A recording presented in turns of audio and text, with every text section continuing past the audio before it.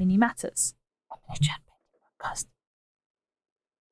I'm getting good at that. Welcome, everybody. The 14th episode of Season 3. Me, Jamie Hutber, Miss Shaw, Arnau, and Mr. Peterson. Yes, hello. Three amigos. Forever. We should learn that in Spanish. Dos. What could three amigos be in Spanish? I need to look that up. I need to Google it. Isn't amigo Spanish? What? Sorry. Amigos is Spanish, yeah. That was a joke. Oh. Yes. What to say the word three in Spanish and then amigos in Spanish? Been Jamied. Three is not a word in Spanish. Three? Yeah. Well, I wanted to keep these intros tight now, so I've got it, okay? Because so today's episode, all right, Monte, obviously, the meat of it is, does Monte inspire creativity? Okay. Fuck. Yeah. We've got... Not much to add here, myself. Well, that's the meat of it. We'll get in there when we get there. We've obviously got Grot Busters. Questions? Yeah, we've got Dr. Lovejoy. Oh, we've got a fucking phone call. Yes, Dr. Love. What is it? Love Brush, right?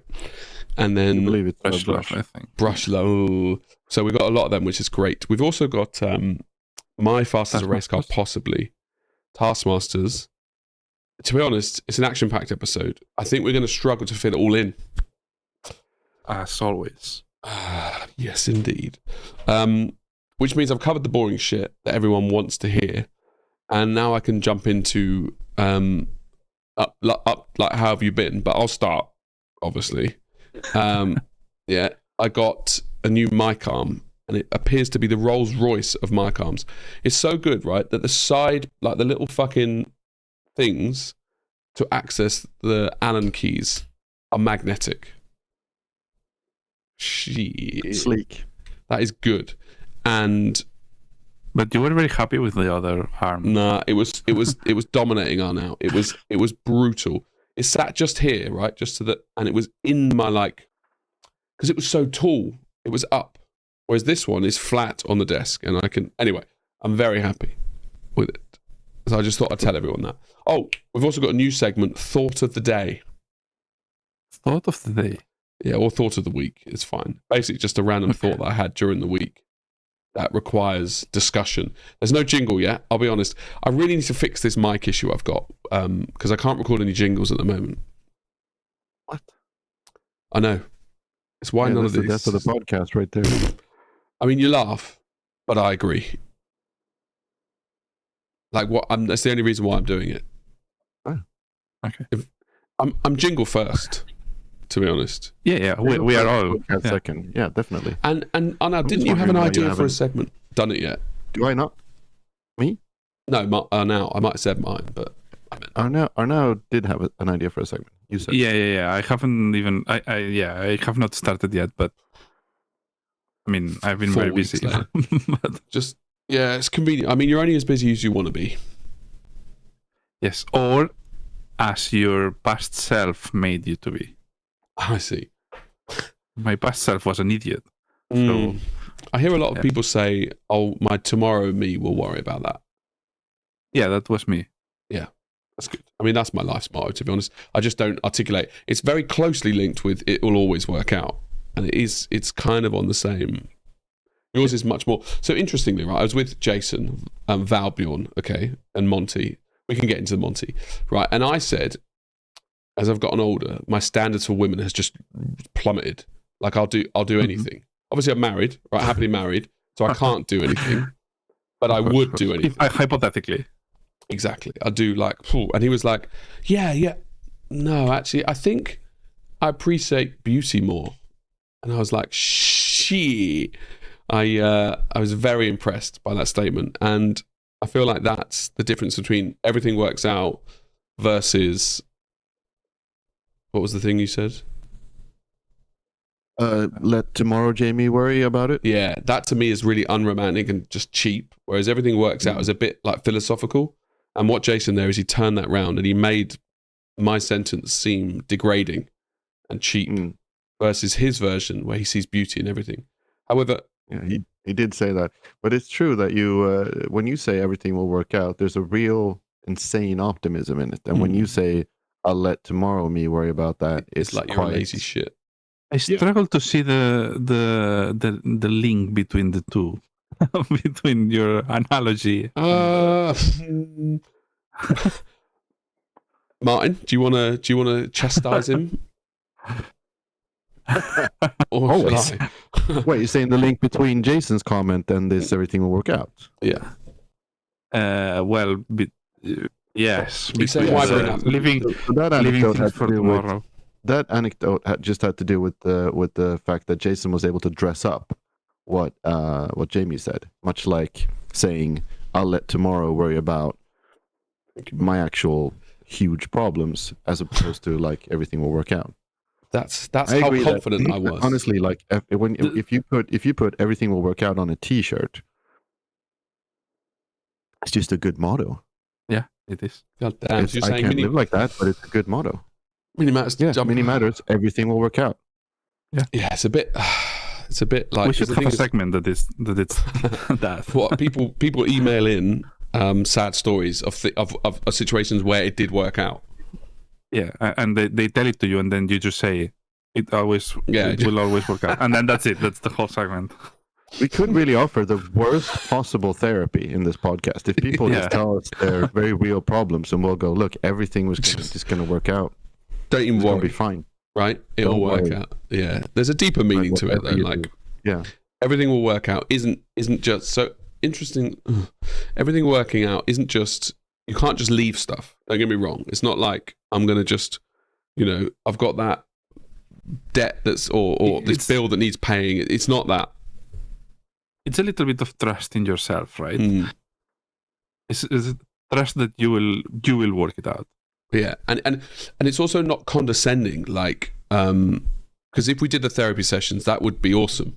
But like, yeah, I know, your work fired and you've got a bill next week and you're going to lose your property, but everything works out.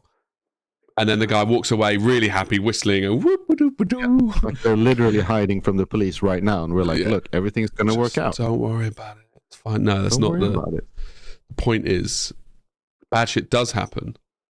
But eventually, you will learn from it, and you will gain experience, and you'll be able to say at the end of it. And you just don't know how long that line is. I think that's you look back in 5 years later, and you're like, do you know what?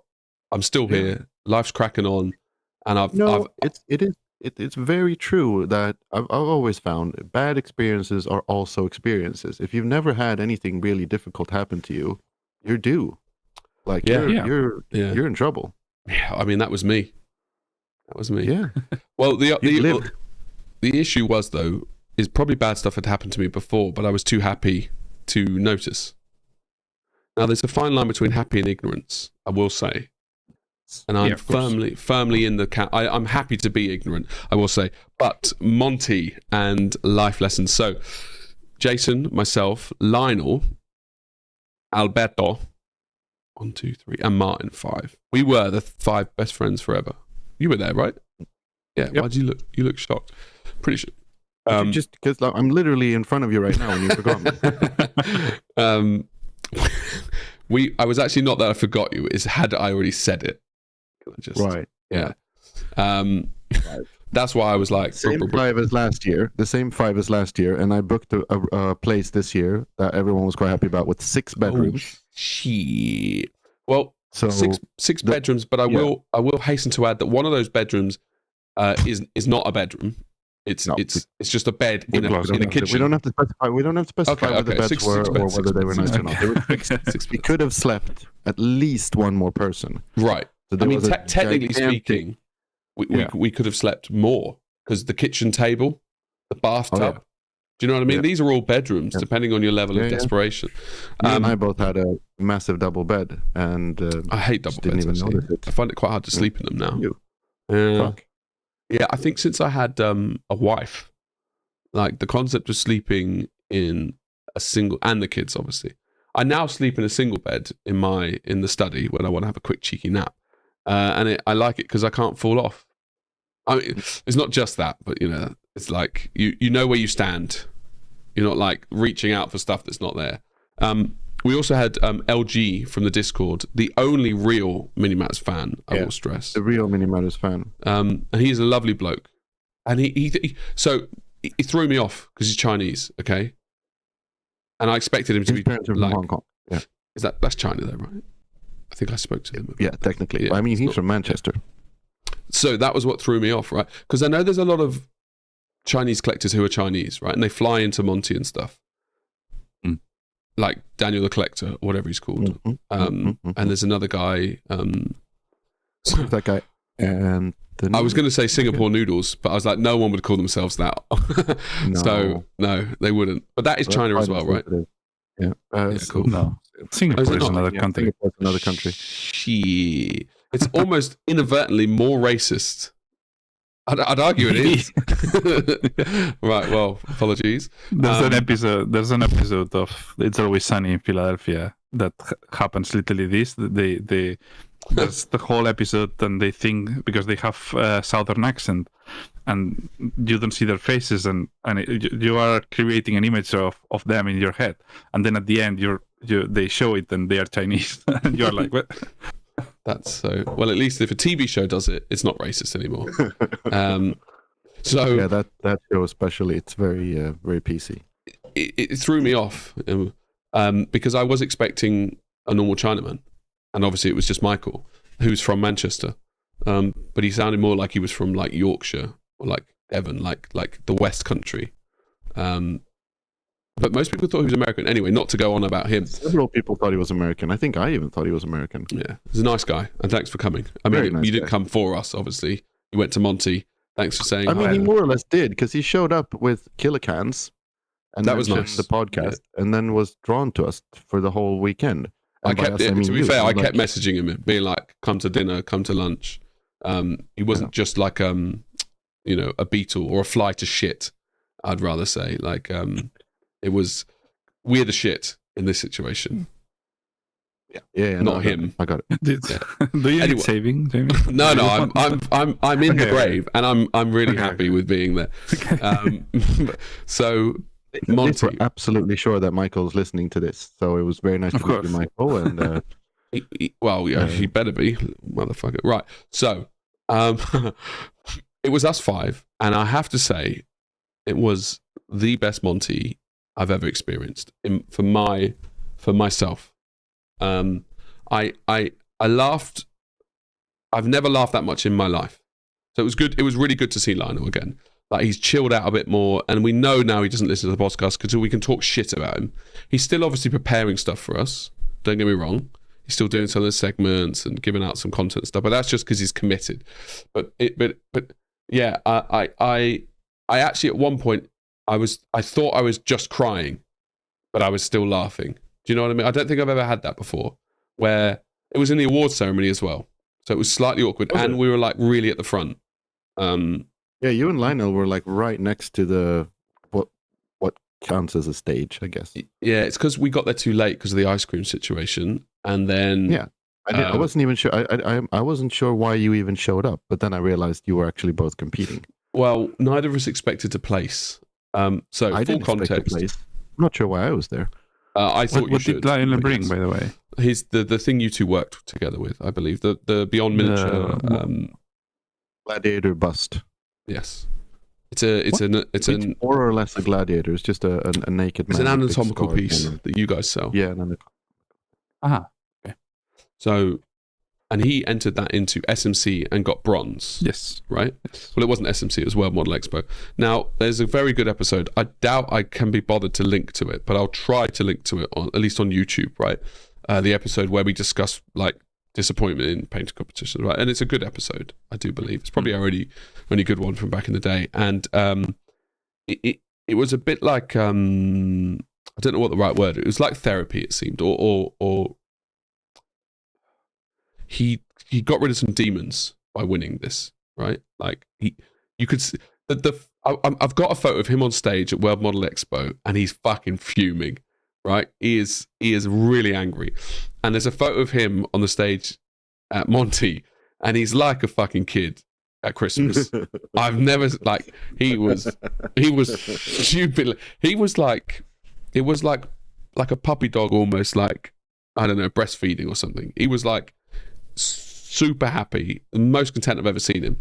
And bearing in mind, he entered, but there wasn't much. Like when you enter and it's a 4-year-old piece. He's not stressed about entering, right?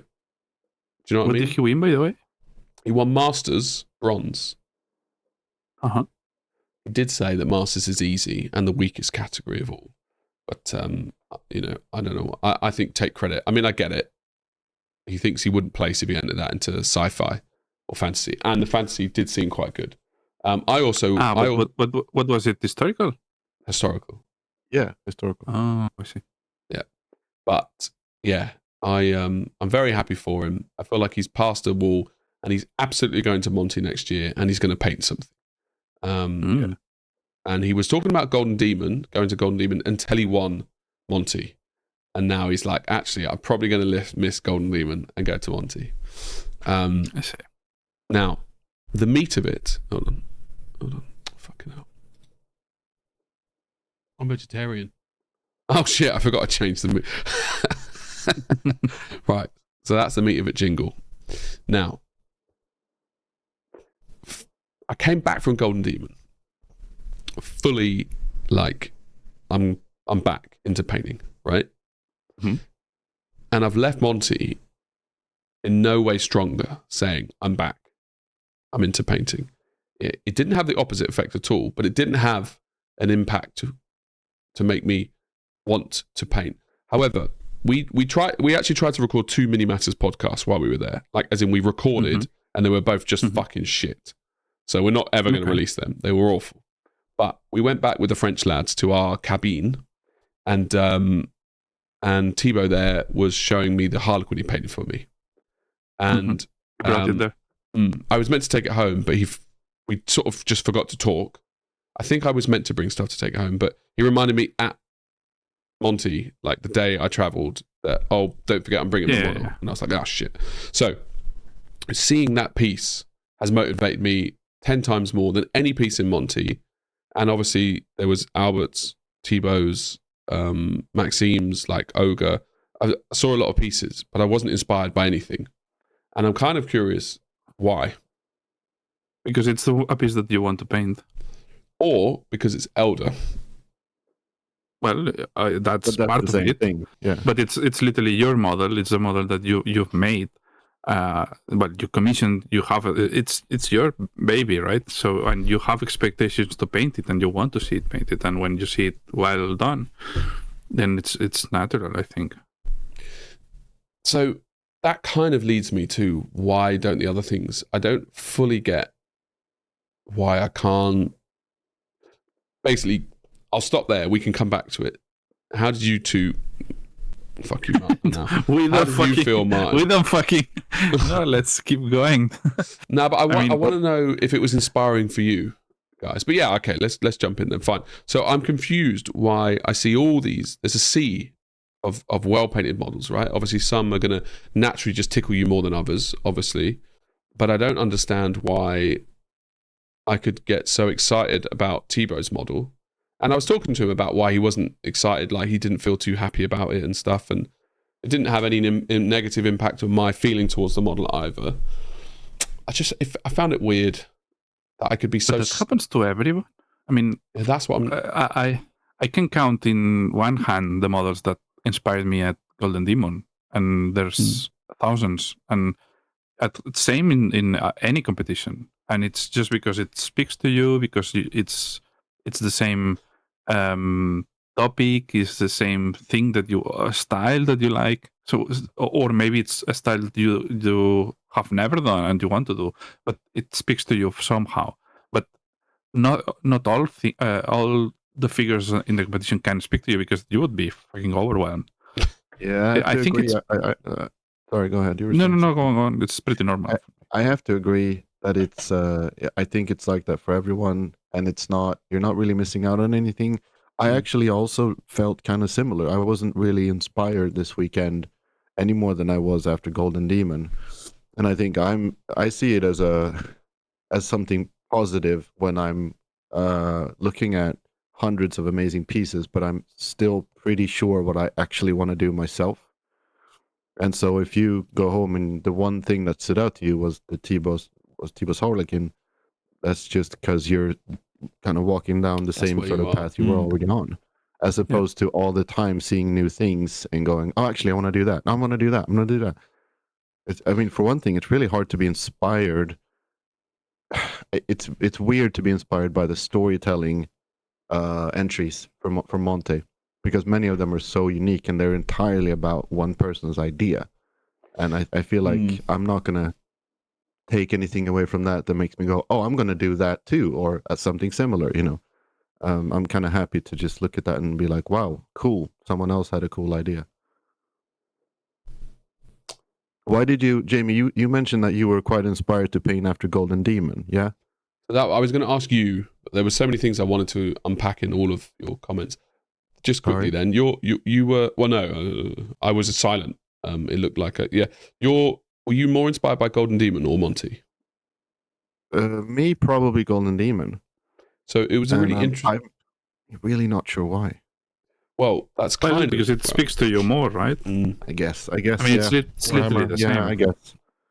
Probably true. But it's for me, when I see some anime figures, I'm more inspired than when I see Maxim's figure, and I think Maxim's is fucking amazing. But it's not what I really like, you know. It's not my type of thing that I would choose.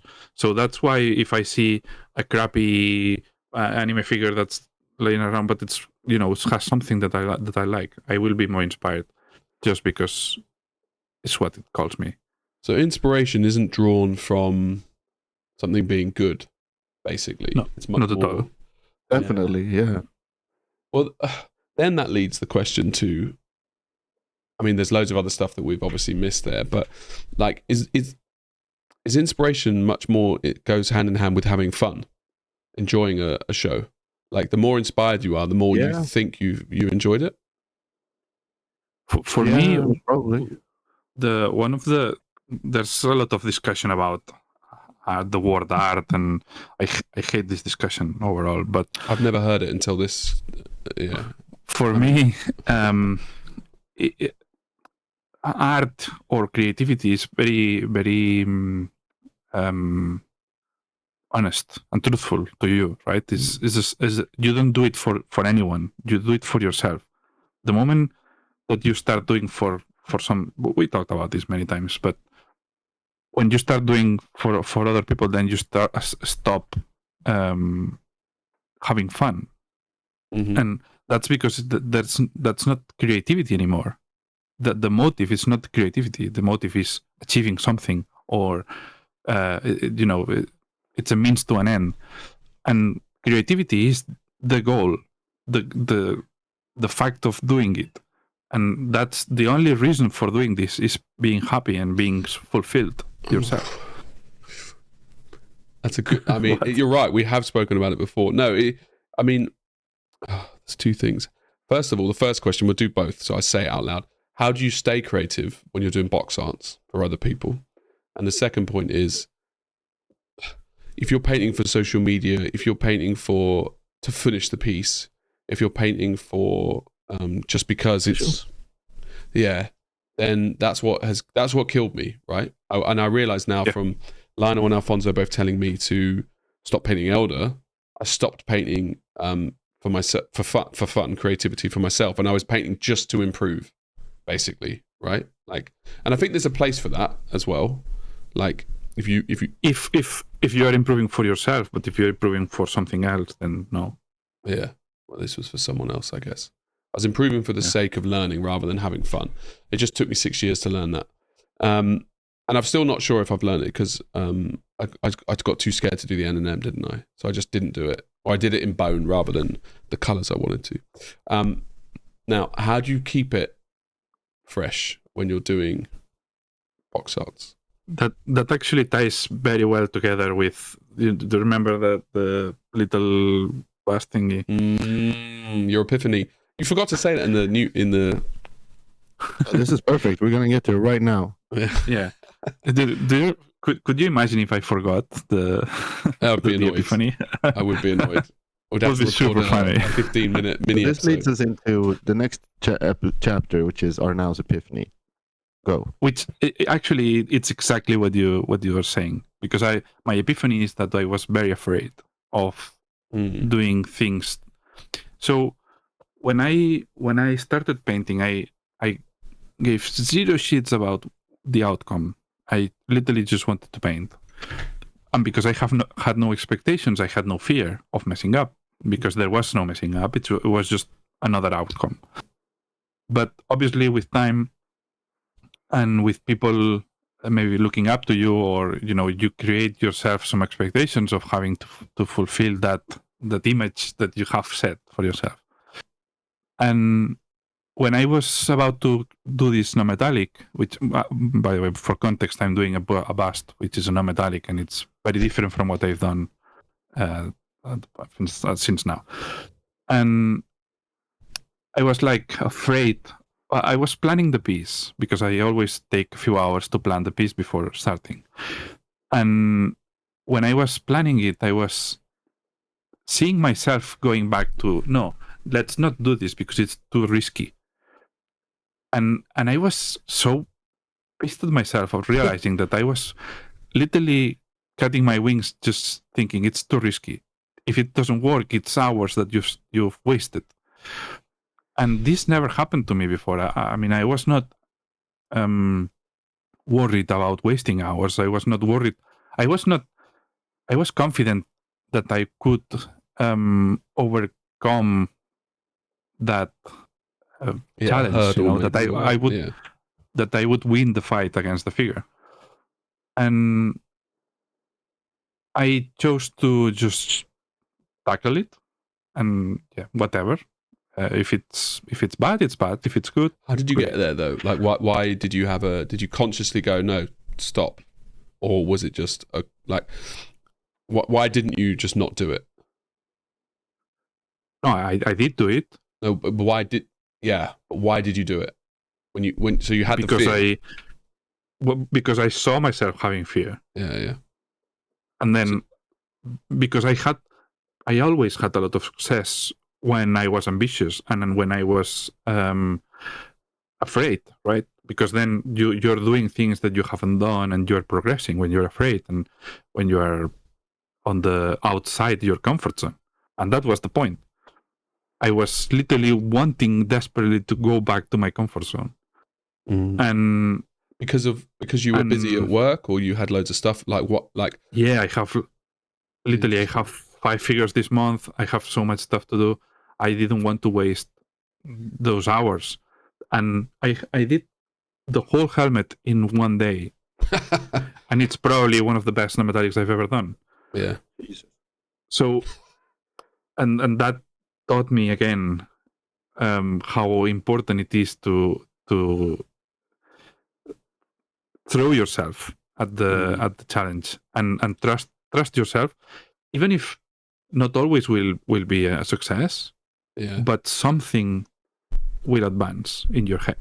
Yeah. I mean, that was going to be my first point, that most people won't get it done first time in a day, of course. But it's, I guess, also important to say that you will learn something from it. You'll fuck up. I mean, this is another step. I mean, obviously I painted hundreds of non-metallics, exactly, of different types of non-metallics, so I know the topic very well. Yeah.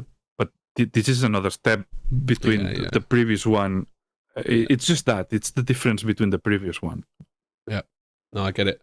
So it's just a life lesson, as don't be a fucking pussy, and basically basically just dive in. It's funny how this deep ingrained. You said it while you were talking, the whole thing of when you were young. It's like your episode on the journey, right? When you're young, you really do just paint. You're not even for a second thinking, is this going to be good or bad or anything, are you? You're just having fun. You are quite and then we get to these people, and I say these people, us adults, basically, where you've got the expectations. Is fascinating, really, because now I was telling Thibaut as well, he explained why he was frustrated with the figure, and he just said some of the things were a lot harder resolved than he thought he would. And that's fair. That's got nothing to do with like, that's just like, it was harder than you thought, right? It took longer. And I've already now creating, maybe unrealistic is not the right word. I see things from you guys, the good painters, that I know I can't do. Or I haven't explored how to do it. So I'm pretty sure that when I sit down and actually paint this, I'll be trying to recreate what you guys are doing, but I'm not able to replicate it, which is like really good on one hand because I'm pushing myself and trying to learn. But on the other flip side, I'm like, I'm going to have that, a little, it's not going where I want it to go. Arnau, help me out here, blah, blah, blah. So the rule that we've got in place for ourselves, I guess that's the mini-matter rule now. We could come up with like the mini-matters law or something, some clever word for it. Is that I never ask for feedback until I've finished the model. And I think that helps a lot, basically. No, Martin, disagree? Oh, sorry, I just hurt my elbow. It was just perfectly I don't timed. disagree. I don't disagree, but I think it's an interesting point because that's not what I thought you were going to say with the mini matters rule, that you can't ask for feedback until you're done. But it might actually not be such a bad idea for yourself. I have a model that I'm starting to paint right now, and I want all the feedback all the time because I have no idea what I'm doing. Well, so that's really the best question. That's like, the best time to not ask. To not ask. So, I think so. I think so. Basically, he doesn't want to be bothered. He's like, yeah. Well, no, Arnau is exempt. I'm not gonna bother Arnau. But no, it's the concept, like, right? Yeah. Stop being a pussy and just do it. It's more about. I always do this analogy, like you are in a fight, right? And the figure is your opponent. If you bring someone else to fight with you, you are not really doing all the. You are dividing the experience of that. If you play video like a computer games, game. Like you're killed. An experience. Yeah, you kill the boss, and the experience divides into 2, or into 3, or into 4. To use that same analogy, wouldn't you want a coach? Wouldn't you want someone to tell you how to fight? Or would you? You do already know how to fight. Your arms desperately. Well, obviously, I expect that you are going to a boss that it's more or less your level. So because you are going step by step, right? So you are not trying to do a Kirill non-metallic when you are literally doing your first one. So you are doing something that it's attainable for you, but slightly more. And if that's the case, you definitely want to be alone to get all the experience and all the loot and all the things. But that in itself is the crux of the issue, is the unrealistic expectations. I want to paint Thibaut's model now, right? And I'll spend 7 months getting there, and I won't move on, and I won't do it until I've resolved this X, Y, Z, right? But the only way I'd ever get to paint something like, because I think technically I could paint Thibaut's piece. I don't know if that statement is true, but I think like I've got a lot of technical expertise. And so, yes, if someone held my hand through the whole process, I could probably get something near that level, if you get what I mean. But it's taken me forever. And every step of the way, he's holding my hand. He's like, no. And you'll focus on like a minute piece of the model before moving on, blah, blah, blah. Which is why I think it's a terrible idea to do it that way, basically. Because then I'm not... Yeah, whereas we don't know your piece, Martin. You might just need a little bit of feedback or something.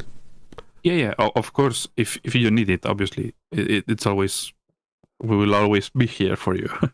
but it's a very interesting point. It's because you mentioned, Jamie, a figure, I guess, Eldrad or something you painted where you did get constant a Zerman. It was a Zerman. Yeah. From was it a Zerman? Yeah.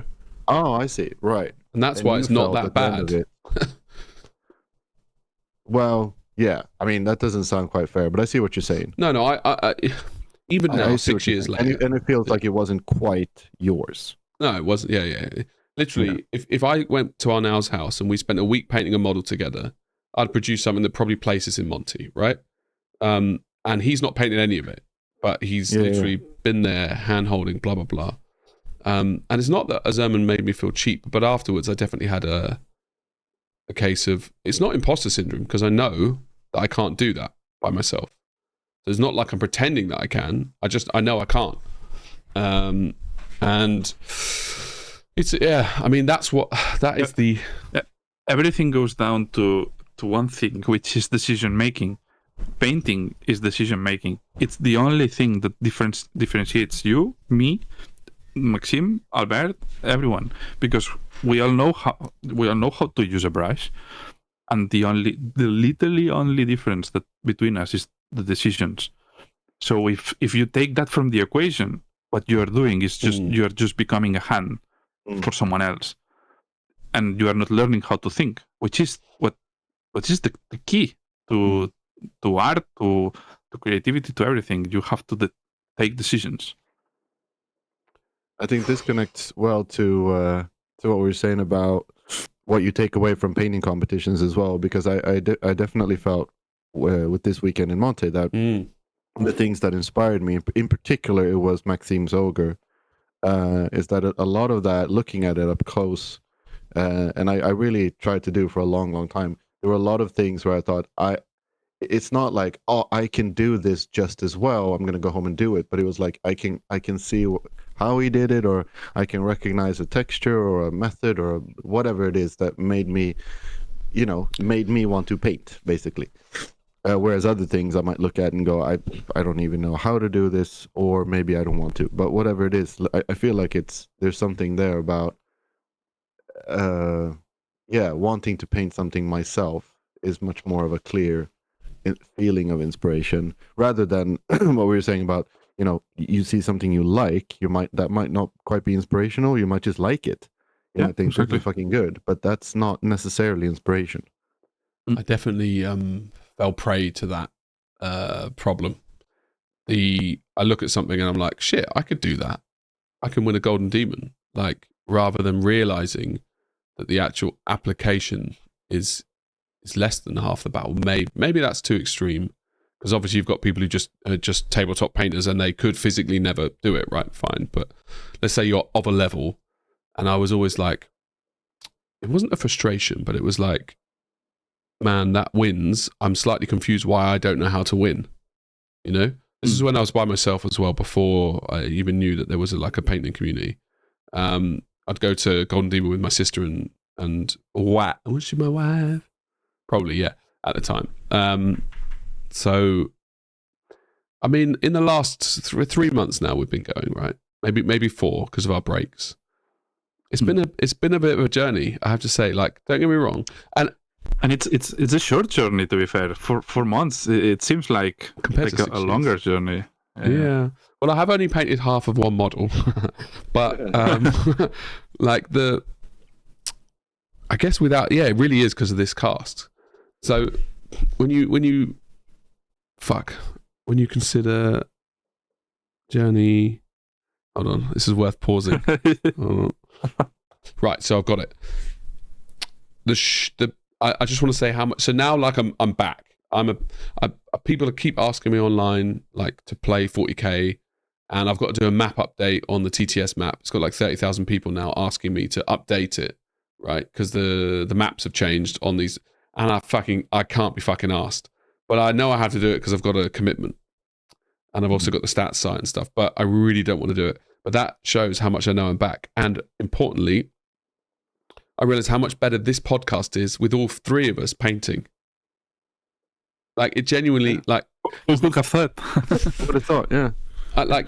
Because Lionel and I fell off, and then Lionel fell off, but we were still doing the podcast, right? And now it's all 3 of us are painting. And it's like, I've actually got a subject I want to talk about. However, it does mean that we're going to do less segments, I think, possibly. Which isn't a bad thing. I think we can pick that up. I think we can deliver some shit. We can do some nice balance. Sure. But it is pretty cool that we're not only all of us painting, but we're like quite different as well. Not like styles and that, but just doing different kinds of painting on different journeys, different inspirations and all that. And we have motivations as well. Yeah. Like I think we have different motivations. Yeah. And it's yours fun. Is money. So that's cool. No, that's actually, yes, but I do have a big motivation of outside my work. That links into So- Taskmasters very nicely. Yeah, that too. I mean, it's not what I was thinking about, but yeah. Yeah, it was. So what do you mean in motivations? Oh, I have like 3 figures that I'm producing now because I want to. I just want to produce minis because I want to paint them myself. Yeah. Right? So the fact that I produce them is because I want to fulfill my motivation. Yeah. And then also Mhm. I have my first original that I kind of commissioned to someone. So I will paint it for myself, which is a big deal. Why haven't I seen this? Because I don't know. It's yeah, I know, because you haven't Yeah, seen sure. Freedom, so you cannot appreciate it. Sure. Seems like you're backtracking there. No, right, and it's finished. Well, Printed. I I, haven't mean the printed sculpt. yet. I don't mean the paint. Yeah. Yes. Yeah. Yes. Okay. Yes. Pretty extraordinary that you're a full-time commission painter and you're still making time for stuff that, I guess to put it simply, you're not being paid to do, right? I That's what you're struggle saying. to do it. And but yeah, my goal is to, because I had another epiphany while you were away, I guess. Jesus, this is I what had- happens when we go away and you're left Yeah. alone for a few days. Oh, Yeah, I had some time to think without, just The live your riff-raff. life, people you know? talking in my ears. Yeah, what was the other one? I kind of forgot. Nice. Well done, Martin. Right, let's help him backtrack. We will pause again. We're Yes, back good, in. good, Go. good. Oh, So the epiphany was that I understood why I'm unhappy with my pieces all the time, which I already knew, but I didn't knew, if you know what I mean. I know. It's I one know of those exactly things. what you mean. So I really want to put some effort, because I see all the people putting a lot of effort, Online. and I don't. Everyone, literally everyone in Golden Demon, everyone puts so much effort and time and dedication and love, and I don't, because I got used to producing. By producing a lot, I know what matters in a figure. I know what doesn't matter. So it's not like I cut corners, but I go straight to the point. So I don't have time to commit to the piece, and all these things make me not care for the work as much.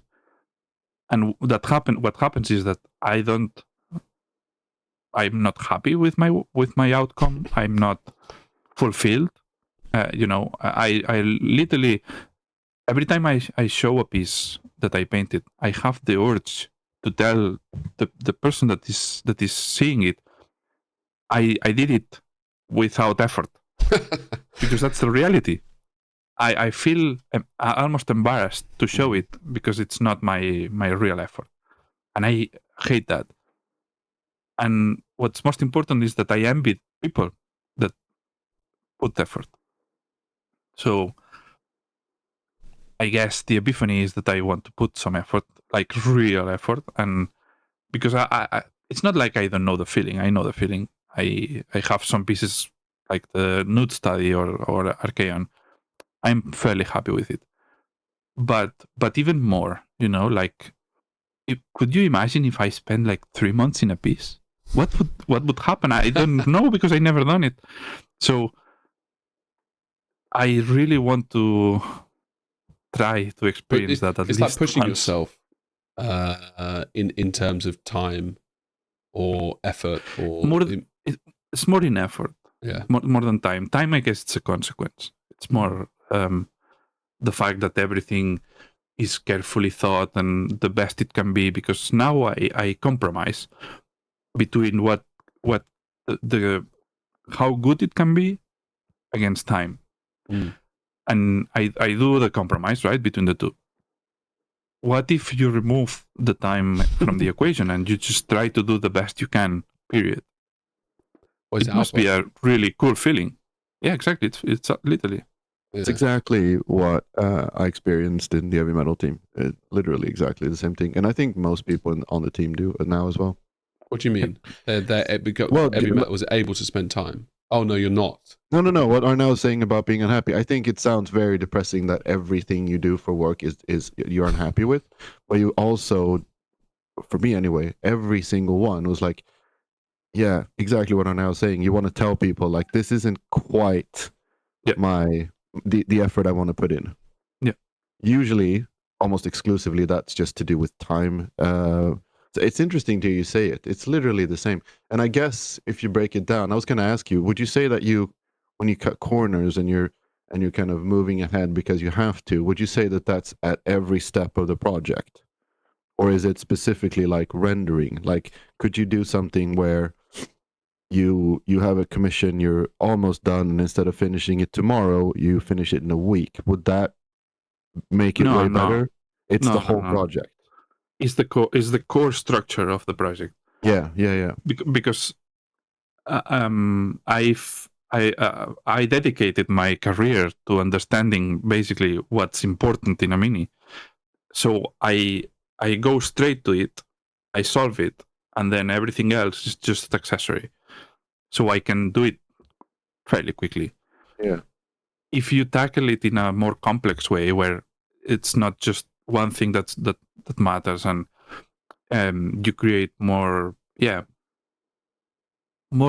complexity, nuance, everything, then everything is exponentially more time consuming, and that's what makes a figure from 3 days to 1 month. It's not the refinement, is how complex every single step is, Yeah, I completely agree. It's really interesting. That's exactly what I've thought about with my Golden Demon entries as well. Some things with my last entry was most of the things I'm unhappy with is the beginning, and what you're saying with like complexity and how you plan a project. It wouldn't necessarily have been better for like so and so many days, but just effort, just more work at certain steps, and not necessarily at the finish line. Sometimes it's easy to say, oh, this got rushed because I had a deadline, and if I'd spent 2 more days on it, I could have polished out these little things that didn't come out so well. But often it's literally like the very beginning of a project. You need to get going before you've had a good amount of time to figure everything out. Yeah. For me, it does a lot with the risk, because usually the only place I take a risk is the single thing that I feel like matters. Then I sometimes, not always, most of the times I don't. To be fair, that's the only place I can take a risk. The other accessory things, I don't take any risk whatsoever. I just solve them completely simple. And that's something that makes me feel like I haven't pushed, because I'm not, I don't feel it. I don't find it hard. And if I don't find it hard, it feels like I just, did it think poorly. That this could be, it's interesting. Like, could it not be really? You're not going to know how to do it, is what I'm saying. I can't think out how else to phrase it. Like, do you not think you might be shit if you try and do something really hard? Yeah. Because you're so not used to doing it. Of course. That's literally the point. That's why that's the epiphany. That's why I don't do it. And that's why I'm unhappy. Because then the result is all the same as I've always done, right? And that's why I'm unhappy, because the outcome is known to me already. Yeah. But then again, that's I do get it with work as well, in fairness, because this is your job. Sometimes most of the time I'm just running on, I don't give a shit, let me get it done so I can go and play this game, or I can paint this model, or I can do X thing, right? And every now and then I'll go, do you know what? I'm sick of the bullshit of the same thing every day. Let me just try and push myself, even though work won't care. Or no, it's slightly different in your case, obviously, but work won't really care if I put more effort in. And no, I'm not getting any real like accolades for it, but I just need that mental stimulus. It's exactly that. Yeah. I keep pushing at you as Arnau. Yeah, go on, man. No, but the thing is, you say like work won't appreciate it. That's kind of the same for, I don't know for Arnau, but for myself when I was painting for It is, metal, that was you had to remind yourself all the time that there's a good enough level, and it's not about them being like unappreciative of anything. It's just some of those fine details and extra little things you might add, or just I don't know, overall render quality or whatever it is. Like no one really actually really cares. Or they do, and you know they might not understand it, but you kind of have to agree that you're doing it for yourself. Yeah. Well, what's interesting is Arnau will get lots of likes, lots of people saying how good something is, and you'll naturally be like, "Great, I've heard this now for the last 50 projects I've done." So it's not like you're going to get anything more if you know. Yeah. No, I'm not. Yeah. I'm not. Yeah. And sometimes it's even worse, which is very annoying when you do something very simple and that it's like a McDonald's burger against the perfect steak, and everyone is like preferring the burger, and it's like, well, fuck you. But this happens a lot. Yeah. Yeah, I remember when you did some, and Albert and I were both separately said how good we like the black. We're like, oh, the black's amazing. And you were like, what about this thing here that I've actually spent time doing? It's like, yeah, that's great, mate, but the black's good. Yeah. Happens all the fucking time. So Get Good isn't producing content this good, are they? So that's all I'm saying. I wouldn't know. I wouldn't know. I doubt it. Yeah, I don't partake. Probably the best podcast in the world. Definitely with the stupidest and fewest listeners. However, Michael wasn't stupid. Now that threw me off. No. I'll be honest. Yeah, surprisingly. Yeah, I really thought it was like kind of American vibe, like, you know, a wife beater kind of sort of thing. You know what I mean? Wife beater. You know what I mean? Like the Texas vibe, like the stereotypical, they live in a swamp and they're like, I got Janie. Yeah. Exactly. 4 teeth. Like, but then I met Michael and he was like, he knew about politics. Now that threw me off for a wobbly. He was well read. He was eloquent. He didn't smell bad. He was a gentleman. Yeah, and he gave me kilocans. I mean, what's more intelligent than that? You kilocans. But Get Good, I've seen a couple of their listeners, and they are idiots. They are way worse than ours. In fact, ironically though, one of them is Scottish lad. He listens to both, so I don't know what that says. I can't have too highbrow content for too long in the show, right? I need to bring it down. It's and that was like 40 minutes of real content.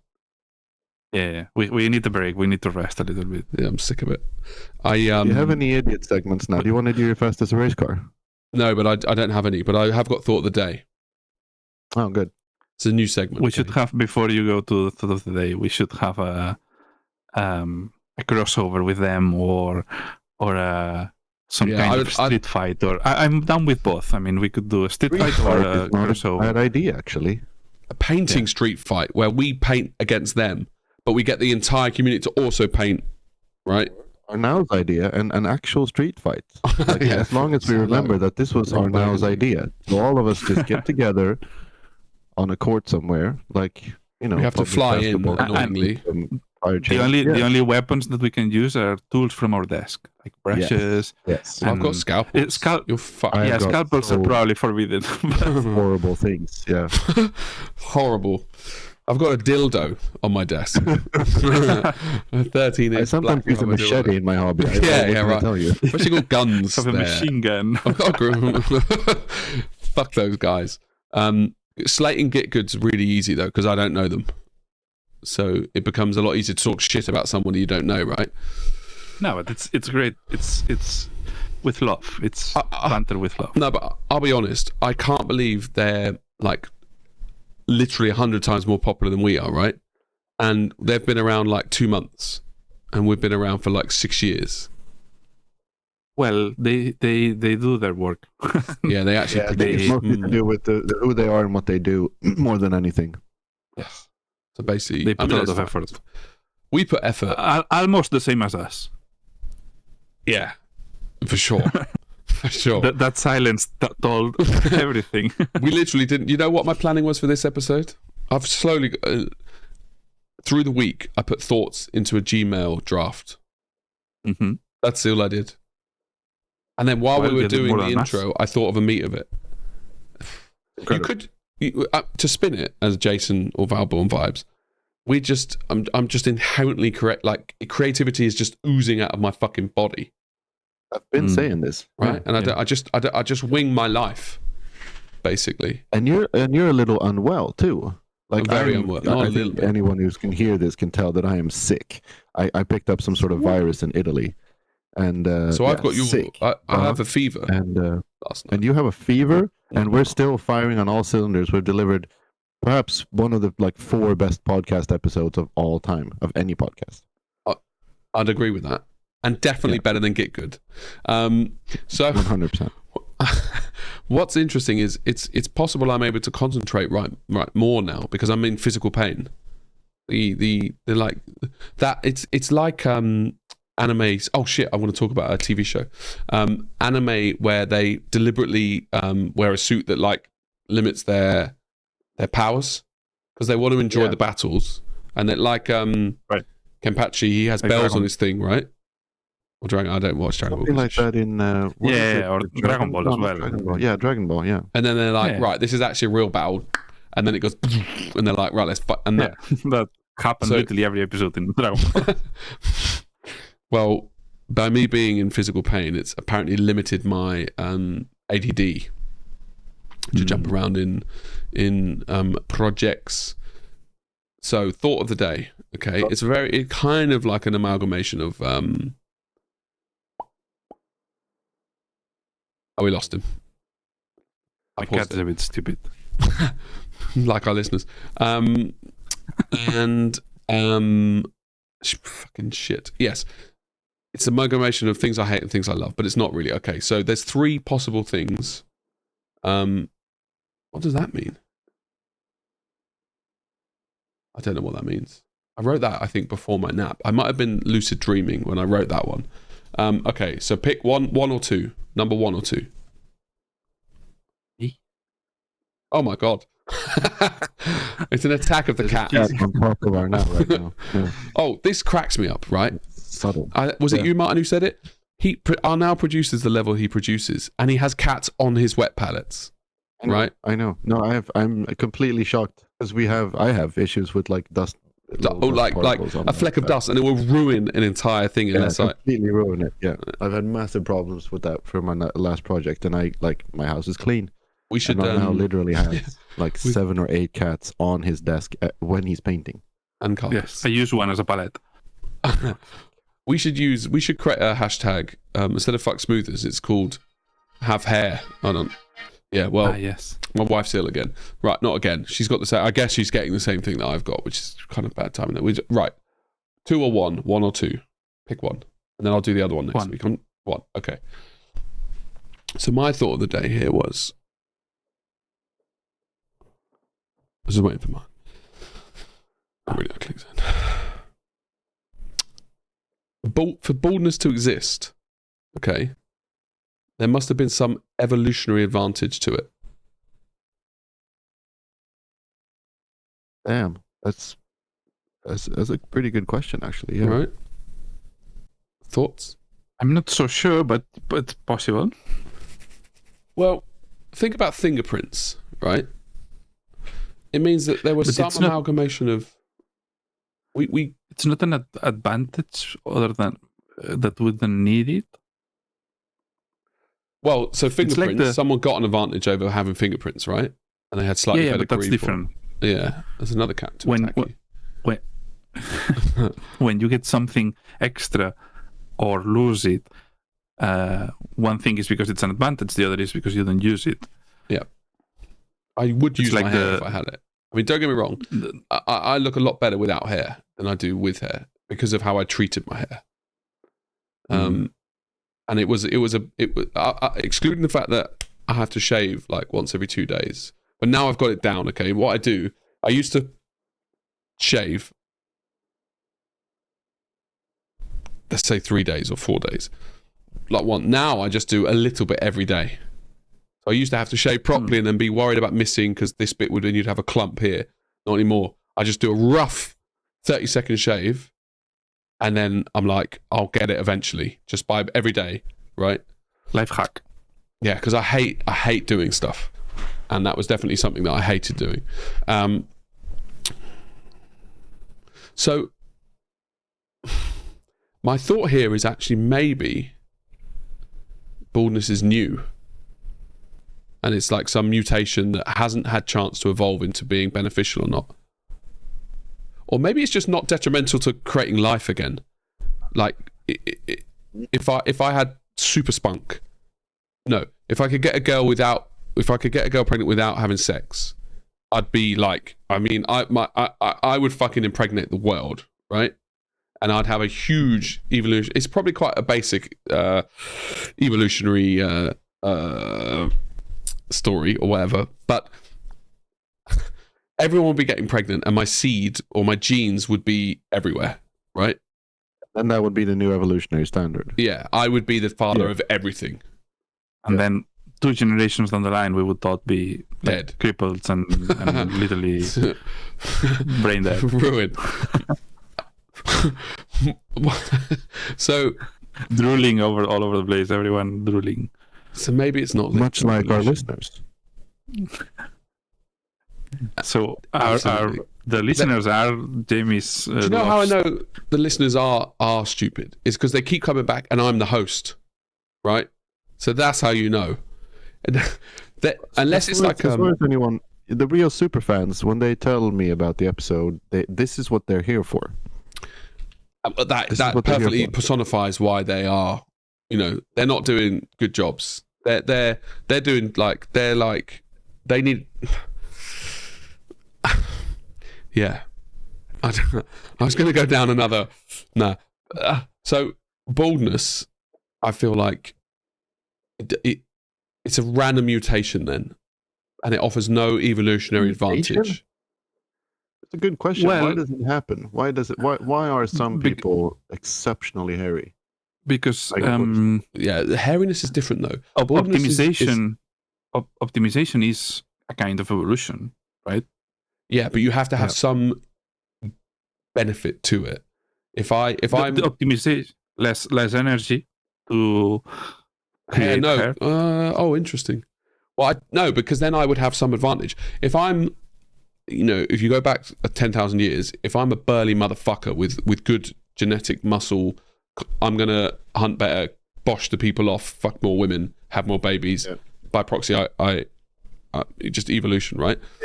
But baldness in this day and age, or let's even go back 10,000 years when humans were still humans. It's probably not long enough ago. Let's go 100,000 years.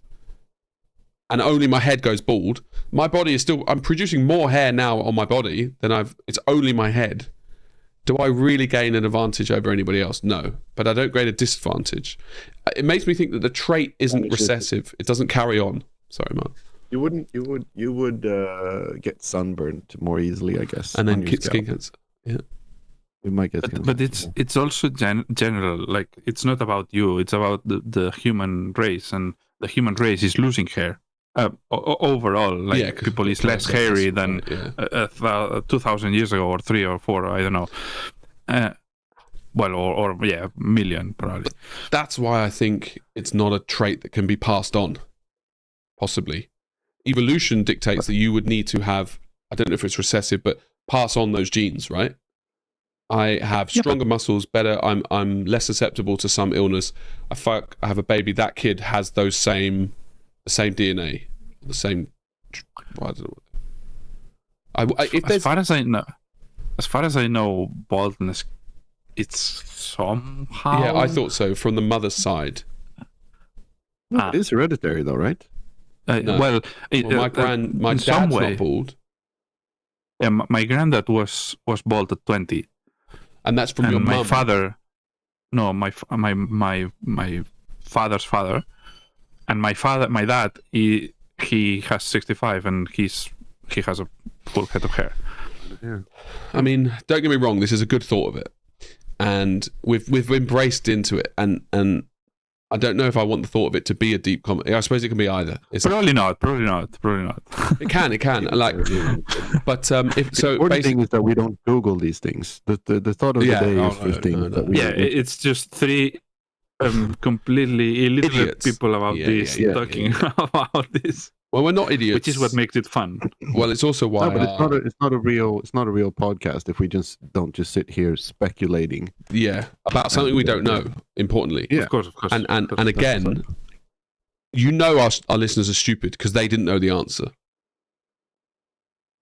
If someone does, then they're they not will stupid. stop listening. Yeah, exactly. They'll be like, that was literally 5 minutes of absolute trife, and I'm sick of it. Right, I'll delete that from my thought of the day. I've got another 2 there. I don't know what that. There's one in there that makes no sense. I'll probably delete that. Only one. Okay. Well, I only had 3. Yeah. The third. Right. That So means the 3 make them. the news. Okay. I watched a TV show. And I don't know if it's a continuation of pissing myself laughing. I didn't piss myself. That saying is I didn't. Okay, but I did laugh more than I've ever laughed in my life. I was crying from laughter. I was sobbing. I was actually sobbing. I was laughing so much. And weekend when you were in the at the award thing. And that's why I wasn't sure if I was crying, because I was actually just I couldn't contain the joy I felt at that moment that it came out, and it manifested itself. There's a fine line between sobbing and crying. And while I was doing it, I was like, this is what people mean. But I had nothing. It was. But you cannot cathartic. you cannot tell me that it was the first time that you experienced that. Not like that. I've never fucking laughed that much. No way. I dare say never. Like, I think what helped it was I felt like I was in a film crew and I was the film, and they were like, I was the only one laughing and no one understood why you were laughing, because I was there center stage and everybody could see me. The show hadn't started yet, so he'd done an announcement, and then the mayor did his fucking speech, which is the most boring speech in the world, but maybe he has to do it. And at that, Lionel was was voicing the mayor. Right. So he was like, yes, thank you all for coming and giving me money. This is a pointless thing, but blah, blah. I don't know what he did. And then Mario came into it. Okay. Obviously Italian, Mario. And that, I lost it. And then I broke. Right. So I knew I couldn't be loud in my laughter. And I knew that I'd already gone too far. And that was just somehow it was self. So I'd never laughed. I've never laughed that much in my life. And then I got on the plane, and Lionel suggested me to watch this TV show. It's on Disney Plus, I think. It's by Hulu. It's called Chad Powers. Okay. I was basically pissing myself next to these 2 quite grumpy. The guy next to me had downloaded news from like Israel or some shit, right? Or on that topic on his YouTube. So he watched like an hour and a half of really serious, quite depressing, dare I say, news. And there I was, like, trying to keep it in, but I fucking couldn't. And there's nothing more obnoxious than sitting someone who's laughing and you don't know why they're laughing, right? And you're like, you can't understand, I hate it. And that was me. And the guy next to me, he didn't have a phone, he didn't have a tablet, he didn't have a book. He literally just sat there the whole flight with nothing, and there was me in the middle. And I tell you, Chad Powers I would say it's a masterstroke of a comedy. Because it's a show or a film? A show, 6 episodes. I'll give you the premise, okay? I was going to do, without spoilers, we were going to do that film or whatever, right? A film review, okay? It's basically, the opening scene is this bloke, a quarterback, a white quarterback. And he does all this amazing shit, okay? This is like literally the first scene. So you're not going to miss much, you'll know. And he does all, and he's going to win the title, that's some championship bullshit, and he drops the ball like that far away from the line of where you win, and then they go and score a try, okay, or touchdown, whatever the fuck it's called in American football, and he's a piece of shit, okay, and basically it's Mrs. Doubtfire in modern era. He literally sees a poster for Mrs. Doubtfire because he goes to some film studio and he reinvents himself as this new character. And I'm tempted to rewatch it. It's that good. And I've only just finished watching it last night. So it's good. It's very good. He assumes this alter ego And I don't like American football at all. But you don't need to. It doesn't really focus on that. And some of the it's good. You by next week I expect the whole season watched. I'll watch the whole Right. I've got no other plans. Chad Powers. Yeah, and I don't know. I wasn't sure if I was laughing and enjoying this so much because I had my breakthrough therapeutic laugh. To me, it felt a bit like, when you lose someone and you've not cried and you're kind of like, I know they're important to me, and and you're like, something's broken in me. That's what felt like the opposite of what happened. Where I was crying in my dreams when this stuff happened. I wasn't crying in real life. And here, I laughed out loud, and I feel like I'm able to laugh more now. Yeah, no, that tracks. I mean, like you say, crying when you know you need to cry is very cathartic. And when you're potentially happens, when you. Sorry. Go. No, I was just trailing off. What do you want to say? That it happens the same with crying and laughing. That when you haven't cried, in a long time, and then you cry once, then you are more easily. Yeah, it's like you've been. You open a door, right? And it's same with laughing. You open that door, yeah. And I don't laugh my ass off enough, and I really like the feeling of doing that. To throw devil's advocate to my own thing there, I laugh a lot. Like, I laugh all the time, and I quite easily laugh. But it makes me think: Am I really laughing? Well, the real laugh that you cannot breathe, and you are. Oh, that's rare. In a lifetime, that's rare. No, it's not a once in a lifetime. What? So you laugh a lot, Jamie. When we were at our house with the French guys, you laughed for just 10 seconds harder than I've ever seen you laugh, and that's because I missed the laugh during the ceremony. Well, that must have been an overflow. I feel like it's like some sort of power up. Then it's in your system still. Yeah. And it was funny. I think even Albert was like, "Holy shit! I've never seen you laugh that hard." So it was like exceptional. I don't know what it was. I think Lionel was in good form. Yeah, Lionel was in good fucking form the whole weekend. It was clear that he was very much enjoying himself, and you two. It was great to see you two back together. The thing is, I have been listening some episodes because as we don't have content, when I take the car, sometimes I put it to remember, and so Lionel has something that tickles you in some way. It's funny. It's very funny. I think it's because he's not normally that way, right? And then when he finally gets to turn it off, you see like the relaxed guy come out, and you're like, holy shit. And yeah, I don't know, he got me. There was some bit. I don't even remember I don't remember laughing with the French guys. Like I do laugh a lot because I find humor in everything. Like even sad moments or stuff where I know I shouldn't be laughing, I feel a well of joy bubble up in me, and I'll smile. Even when Tina's mum, she's having a go at me. Tina's having a go at me. I feel happy. I can't explain it. I feel happiness, and then because I feel happy, I start smiling, right? And this isn't always the best thing, but the problem is, it's a real reaction. I'm not trying to wind them up. I feel warm. I feel a connection, right? And it doesn't matter how that connection is there. But oh fuck, I remember what the thought of day is now. It's when I love that person, I feel closer to them, even if they're annoyed at me. And then that warmth and love comes out, and then I just look like a fucking dickhead, right? But my mum understands it. She always has. She always laughs when I laugh back. And then my siblings are pissed off because I can't get in trouble because she's laughing with me, right? Tina sometimes get... Anyway, I'm going to do the thought of the day because I need to do it before. So the thought of the day is don't get angry. You remember how I don't get angry? We had this whole thing, Martin. And you were like, what the fuck are you talking about by the end? Because I was like pushing too far with just don't get angry. Yeah. So I had an experience on the plane where I got a little bit. It touched some...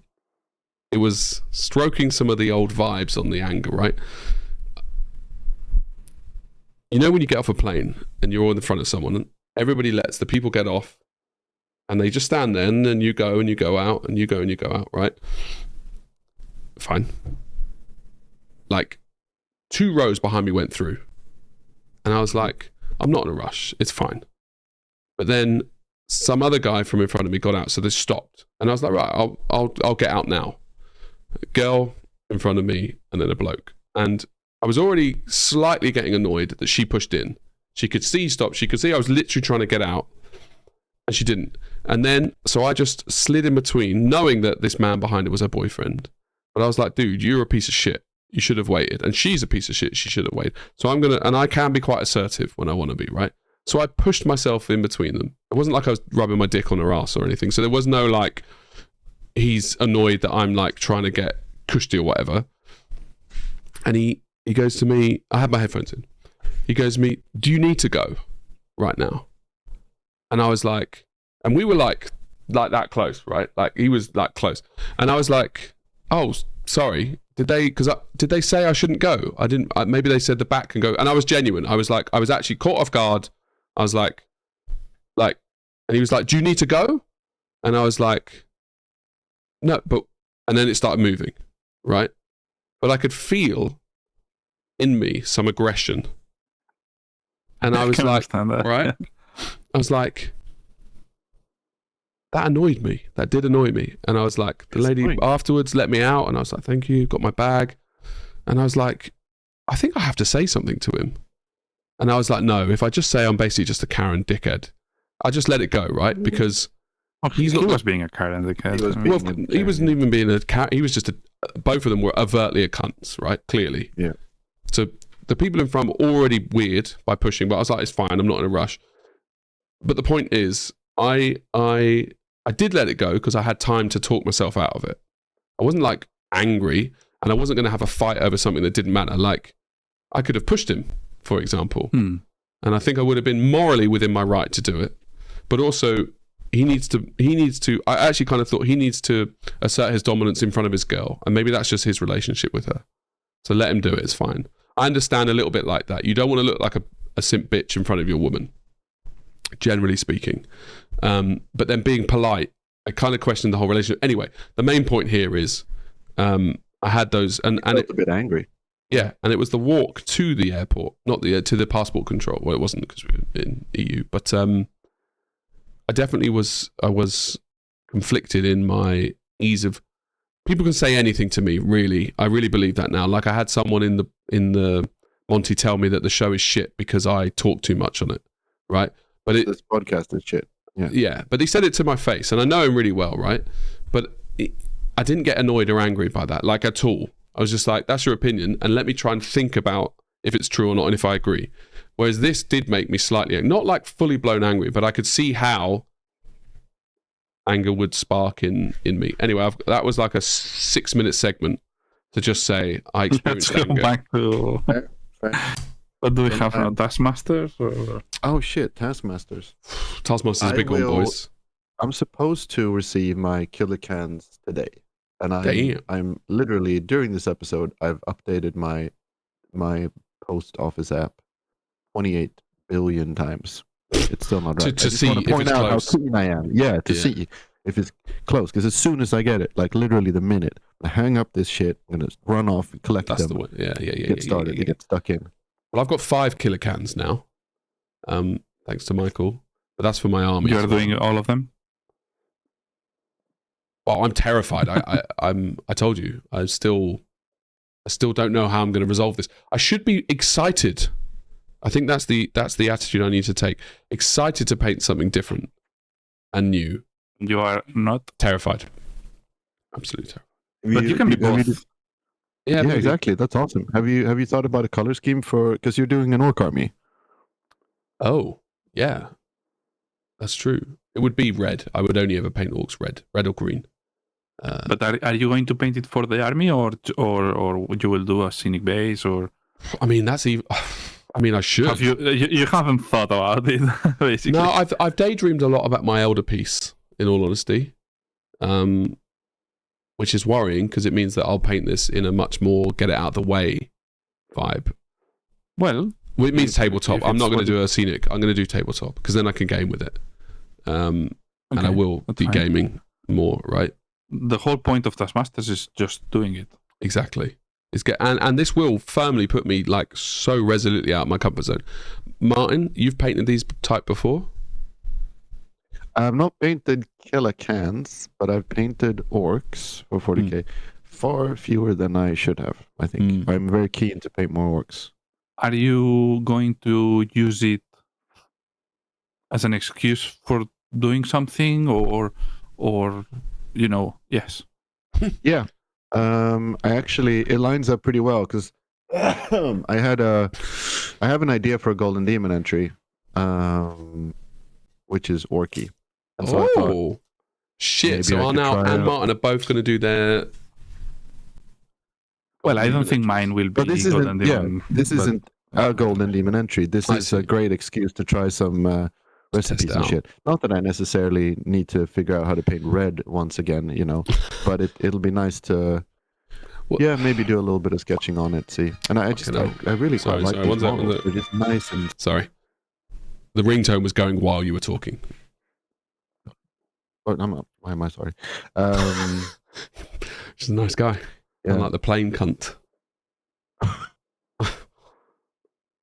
Okay, yeah. Such a. No, I was gonna add things to your whole plain cunt anecdote, but that was a self-contained thing. So you can. Arnau wanted to move on, and rightly so. It was like it was a moment in my life, right? As an adult, having someone just do something so on a plane, it was a shock. But yeah. Okay, I'll just do a tiny thing here. See, here's what it is. Every single person, every individual one of everyone on a plane hates it there.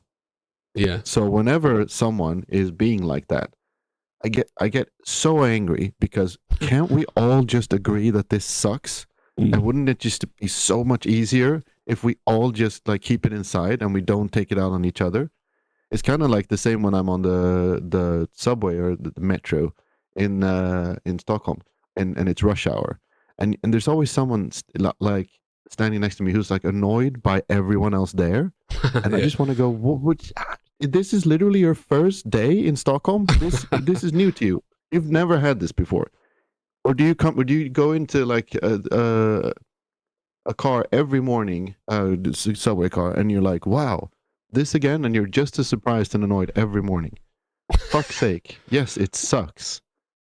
It sucks for everyone, yeah. I guess it's selfish. For everyone. Like a propensity to be selfish. Yeah, it's selfishness. That's what it is.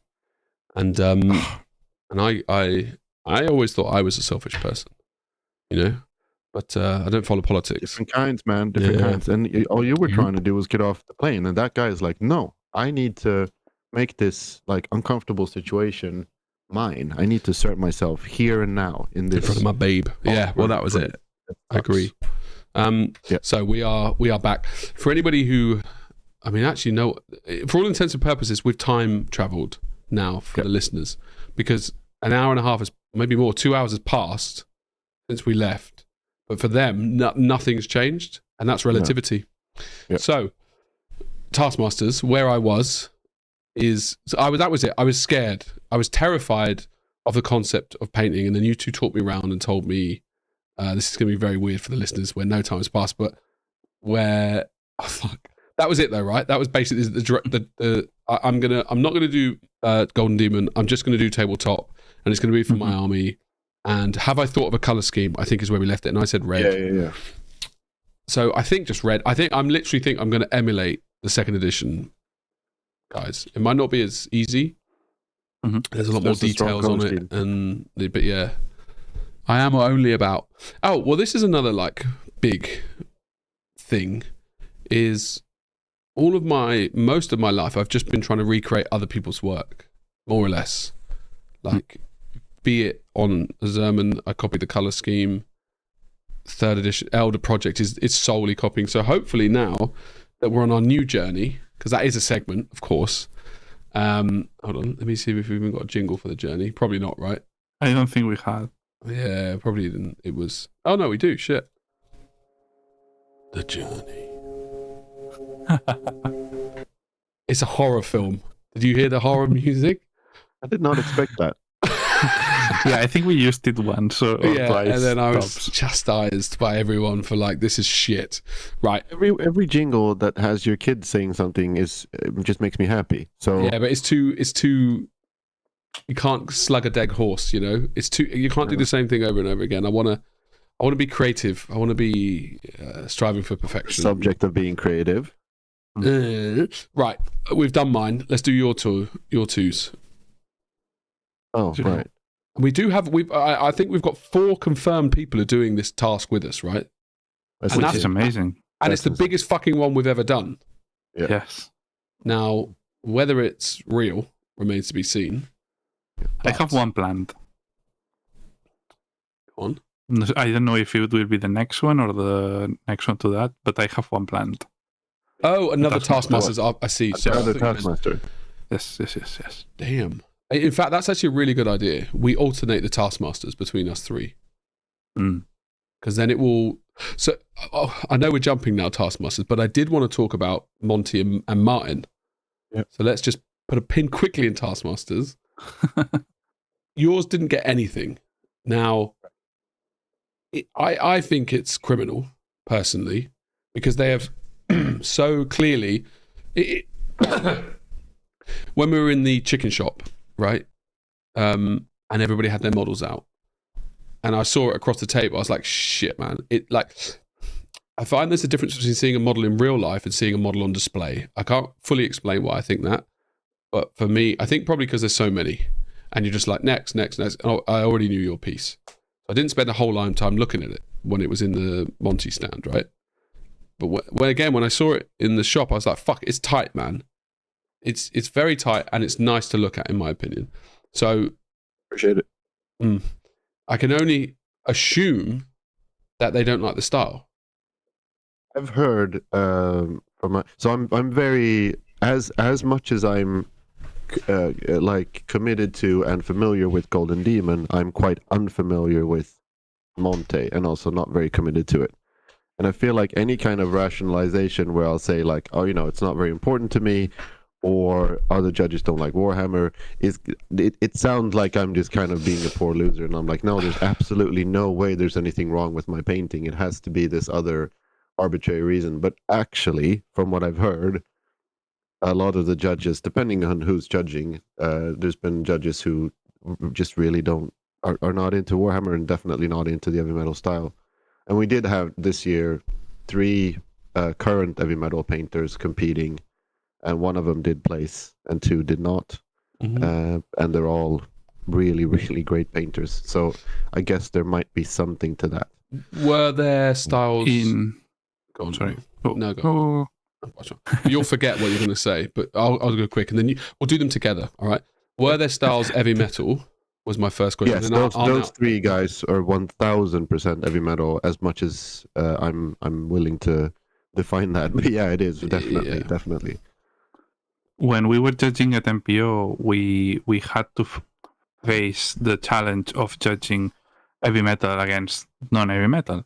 Yeah, and we spent 5 hours discussing that because it was not an easy discussion, and also it was very easily influenced by prejudice, positive and negative, both. So, and I'm not sure if they spent so much time discussing this. I don't think so, but maybe. One of the things that at the MPO they did very well is they established the basis of judging what a figure should have in order to win something. And for Masters, one of the key things that they told us to judge, which I agreed, and Albert as well, was that it had to excel at many characteristics or many values or whatever. Yeah, like if you've got categories, yes, exactly. Then So, and we had heavy metal style ish in all 3 medals. We had in bronze, in silver, and in gold. And probably the ones in bronze were the most pure heavy metal style, which they offered a really excellent technique, but they did not offer ambience, they did not offer light interpretation, they did not offer storytelling or things like that. So maybe that's just pure speculation. Well, it leads this. Yeah, go on. I've started writing down questions now because I don't forget them on WhatsApp. Basically, while you were talking, it made me think or question, and you answered it during it. But are you judging styles, aka, do you judge, is this heavy metal style good in that style? So it could get, you would place that, but yeah, no. Obviously. That's unfair. That's completely unfair. Because then it's also semi-unfair to Golden Demon style. No, but but they don't exist still have storytelling in Golden Demon. Of course, still have. Of course, it's you're judging them against other people that is doing the same. So you are choosing not to do stuff, and labeling it as a style. I'm not trying to stab anyone. No, I get the concept now. It's not a justification of not doing things that you can do because of the style. And some people, because at MPO we were proven right that you can do heavy metal style plus adding more things. So it's about what are you offering with your painting. Yeah. That's the only question that you have to answer. The style doesn't matter because there's just many styles. Obviously the heavy metal style is very recognizable and we all know it. But are you going to? How do you judge a heavy metal style against a very loose brushstrokey paint job? How do you judge them? You have to take the characteristics of both and think how much stuff are they offering me? If the heavy metal style offers me only technique and it doesn't offer me the rest of the list, but the other offers me ambience, volumes, but lacks technique, then the other wins. If it's the opposite and the heavy metal style offers me more things than the other one, wins as well. So it's about how much can you offer with your proposal, if you know what I mean. But you've seen my model, so it's not entirely hypothetical.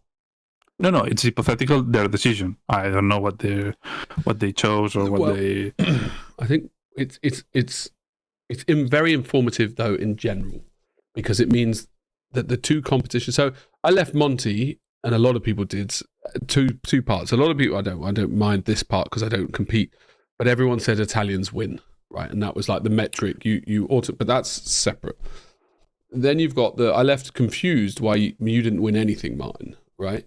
And I'm not saying that you should have, because I'm not the judges. I don't know what they're doing, and I'm not going to be that good a judge because I don't know that high level at Masters. But I'm still confused by it. But it shows me that at least MPO and probably Monte are vastly different from Golden Demon, basically. Yes. The values that they put in there. I've always thought it was like a not even hypothetical, but like a rhetorical, like kind of, it's not defined, if that makes sense. Like you couldn't clearly put labels on it, but now I think you can, basically. I think you can say that you can win in Golden Demon, like an exquisitely painted, like Stian's piece, right? You can literally win a Slayer sword and Golden Demon and get literally nothing at Monte. Yeah, and that's... I think... Yeah. I think one issue with competitions outside of Golden Demon is comparing different pieces to each other. So Monte has an open system. The only one other I've really competed in is World Model Expo, and it has the same situation where you just have a very broad fantasy category. And ironically, I think Monte has like absurdly many categories. Like there's so many different ways to give someone an award for something, but it's still like fantasy painting, and then there's a master and a standard. And so some people entered a single bust and some people entered a single Space Marine, and comparing my 7 models to a single bust seems kind of difficult. I mean, I get what you're saying, Arnau. Like, you can still judge because you're not comparing them to each other. Actually, you can still go, what does this have that is interesting? But ultimately, I do find, or at least people who walk away with having competed, we do kind of end up comparing because you look at someone else and go, well, No, this no, I person think got it comparing wrong. is inevitable. Yeah. Yeah, it's going to happen. Yeah, of course. And so all I'm seeing is in my piece, they didn't see anything. They didn't really like anything that they didn't see anything that they thought was interesting enough to give it an award. And in some of the other pieces that were, again, like I would say not as technically refined or didn't have as much just hours put into them, they might have had better, like you say, ambient or light representation. And then they got a bronze. There's another thing, which is Monte is probably one of those events that is on the completely opposite spectrum of GD. So it's the same but the other way around. So it's probably you had a negative Bias. handicap. Yeah. I think, I mean, knowing those things first of all will help, and then you can work out, do I want to be put in that environment to test that stuff, if that makes sense, you know, like what? Yeah. I know I'm already going to be like lowered isn't the right word, is it? But well, handicapped. So why bother? And you could go and join the event, right, and enter, but with a different understanding. But then again, if it's a hassle to bring the models, blah blah blah. Yeah, I think it's. But all handicaps are nice to understand. Yeah, because you can avoid it. You can learn from it. In Golden Demon, there's a clear handicap which is mistakes. They penalize mistakes a lot rather than value good things. So, but you can learn from it a lot, even if you don't agree. Same with Monte or SMC. They value more the extras other than the hours spent. The hours spent don't matter.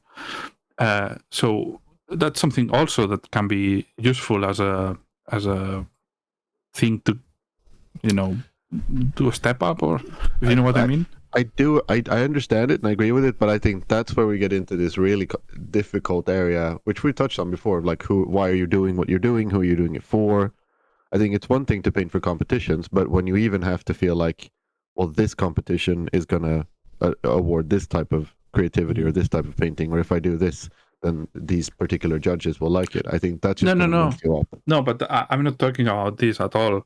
I would never ever care about the judges. What I mean is, you can be open to criticism even if it's someone that you don't agree with, right? And to be a better painter, to be a better artist, you have to be as open-minded as possible. And when going to places like this that are literally the opposite of you, what you can do is you can disregard them, which is absolutely fine, or you can learn from it, which is absolutely fine as well. So would it made you, I mean, if you wanted to improve as an artist, that's obviously only if you wanted to improve. You could go everywhere or every single type of painter or type of style and take everything in from their view. That's I experienced that very much when I came to England to live. Before I disregarded completely the heavy metal style. I didn't like it. I even though you'd grown up with it.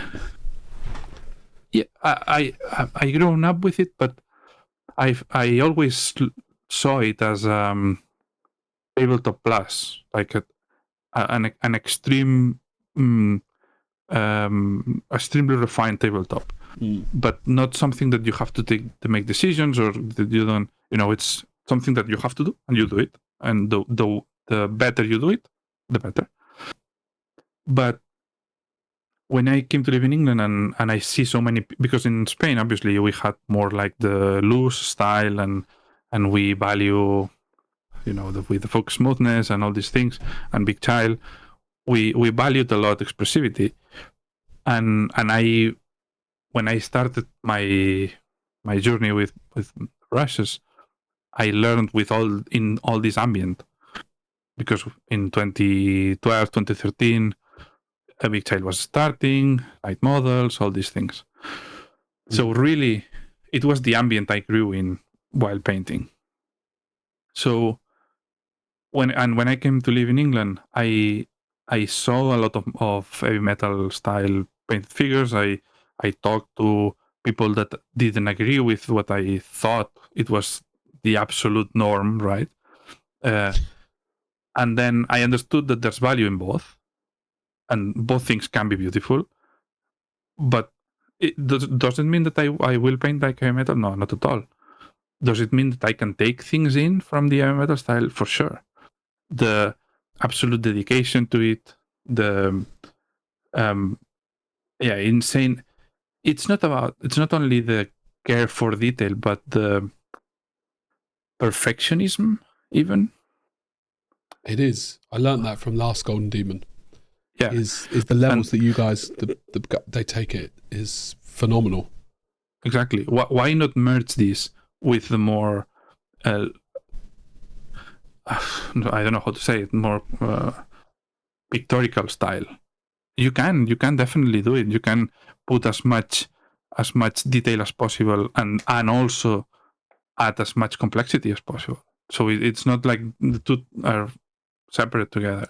They're not they're separate in as much as the competition allows it to be. But right? the competition, I don't give a shit about the competition. Yeah. Well, no, that's what Martin's journey now, if I'm allowed to call him what your journey is, without you saying it, but it seems to be much more like, or all of us, we're painting, who are we painting for? Are we painting for ourselves, or are we painting to place, right? Martin's fresh off the boat of getting a gold, right? And that was a hybrid, or you pushed yourself to not go to, do you know what I mean? You wanted to leave the heavy metal style a little bit, or enhance it, maybe not leave it. Yeah, no, for sure. But I think I found it interesting with this project, and with, like you just said, with my journey, it's important that I'm not changing anything, but I'm definitely evolving. And like, maybe that's just a pretentious word to say the same thing, but I really do think there's a difference. Because it's really about doing exactly what I want to do and what I find natural to do, but always finding whatever way I can add something extra or do something a bit more interesting. And yeah, in some cases, I guess changing, but not, it's hard to specify. But there were a couple of things on this unit where I really thought, like, I'm gonna push myself a little bit out of my comfort zone and try something new, or even this whole like volumetric highlight thing was just, I did it way more than I'm used to doing and comfortable doing. And now looking at it, I think, wow, I could have done it way more. And I think you think so too, Arnau, which is like, again, that kind of perspective where, like, that's the journey though, I guess. That has to happen organically. Like, there's no way I could have just gone. And okay, you may not want it. Sorry? But you could not want it, and that would be fine as well. Yeah, that too, exactly. But it's interesting to see, like, to look at it and think, oh fuck, I should have done this differently. But actually, no, it's probably, this is the kind of way it has to go. Yeah. But I don't know. I'm trying not to take really kind of anything away from Monte. I went over there thinking that I have no idea who these judges are, and I'm excited to put my model on this big black satin shelf with everyone else's so that people can look at it. And true enough, a couple of days of people coming up to me and mentioning the squad, they were glad to see it in hand, and it was a kind of, I mean, a good reason to go, to just have something to show off. And I was half tempted to like ignore the award ceremony. I thought for a minute that you, Jamie, and Lionel might just go to the ice cream shop during the award ceremony, not before. I regretted and not I was like, doing fine, that. let's just do that. Let's ignore it. But then I felt like, well, maybe that just seems kind of arrogant. Like, we don't care about your stupid competition. And I thought, we have actually entered. It would be kind of stupid not to even be there. But that was sort of my attitude towards it. And maybe it just sounds arrogant, like I'm only here for Golden Demon. But I really just... How did you know beforehand that you would be quote unquote punished? I assumed you would place. You assumed. I did, yeah. I thought, why not? Like, I don't. Last year, one of the judges was Andy Wardle, and I was able to talk to him about why I didn't place afterwards. and it was kind of useful. Definitely, he mentioned a few things that I already thought about and things that I want to try to work on, and I think I kind of did. And what was I trying to say? Oh yeah, and he did mention, and a couple other people have mentioned that they do sometimes literally like penalize Games Workshop models, Warhammer stuff, heavy metal style, whatever. Yeah, and I thought, okay, fine, maybe that's the case. But there's something about the award itself which is just weird. It occurred to me even more strongly with the double whammy of Golden Demon and Monte, where it was like winning a gold in Golden Demon. I was like, wow, this is the nicest thing that's happened to me for so long. I'm so happy with this statue that I got. And I was like, I'm not exactly sure why though, because I got so much good praise and feedback and connections with people about it before that. But yeah, I wanted the award apparently. And then in Monte, it was kind of that same thing of like, I don't know what I would have thought if they gave me like a gold coin, because I don't know who they are. Yeah, it would again just have been another way to like compare myself to other painters and go, oh, this guy just got a silver, that means I'm better than him. Like I don't know, I don't really trust that. Yeah, I agree completely. I sort of get why you don't compete, Arnau. Yeah, Golden Demon, it's so pointless.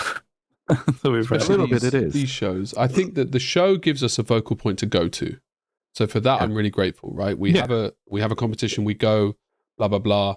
But yes, caring about the result. It's different for me. I've not been putting my soul out there, but I know for a lot of people they do, and they want that feedback back. But they also hold that show as important, or if not more, as we do Golden Demon.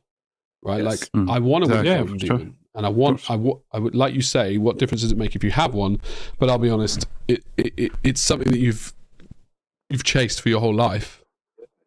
You know, even if you've won one, you still want another one because it's the thing you care about. So I do get the concept, but I also don't think the competition is about.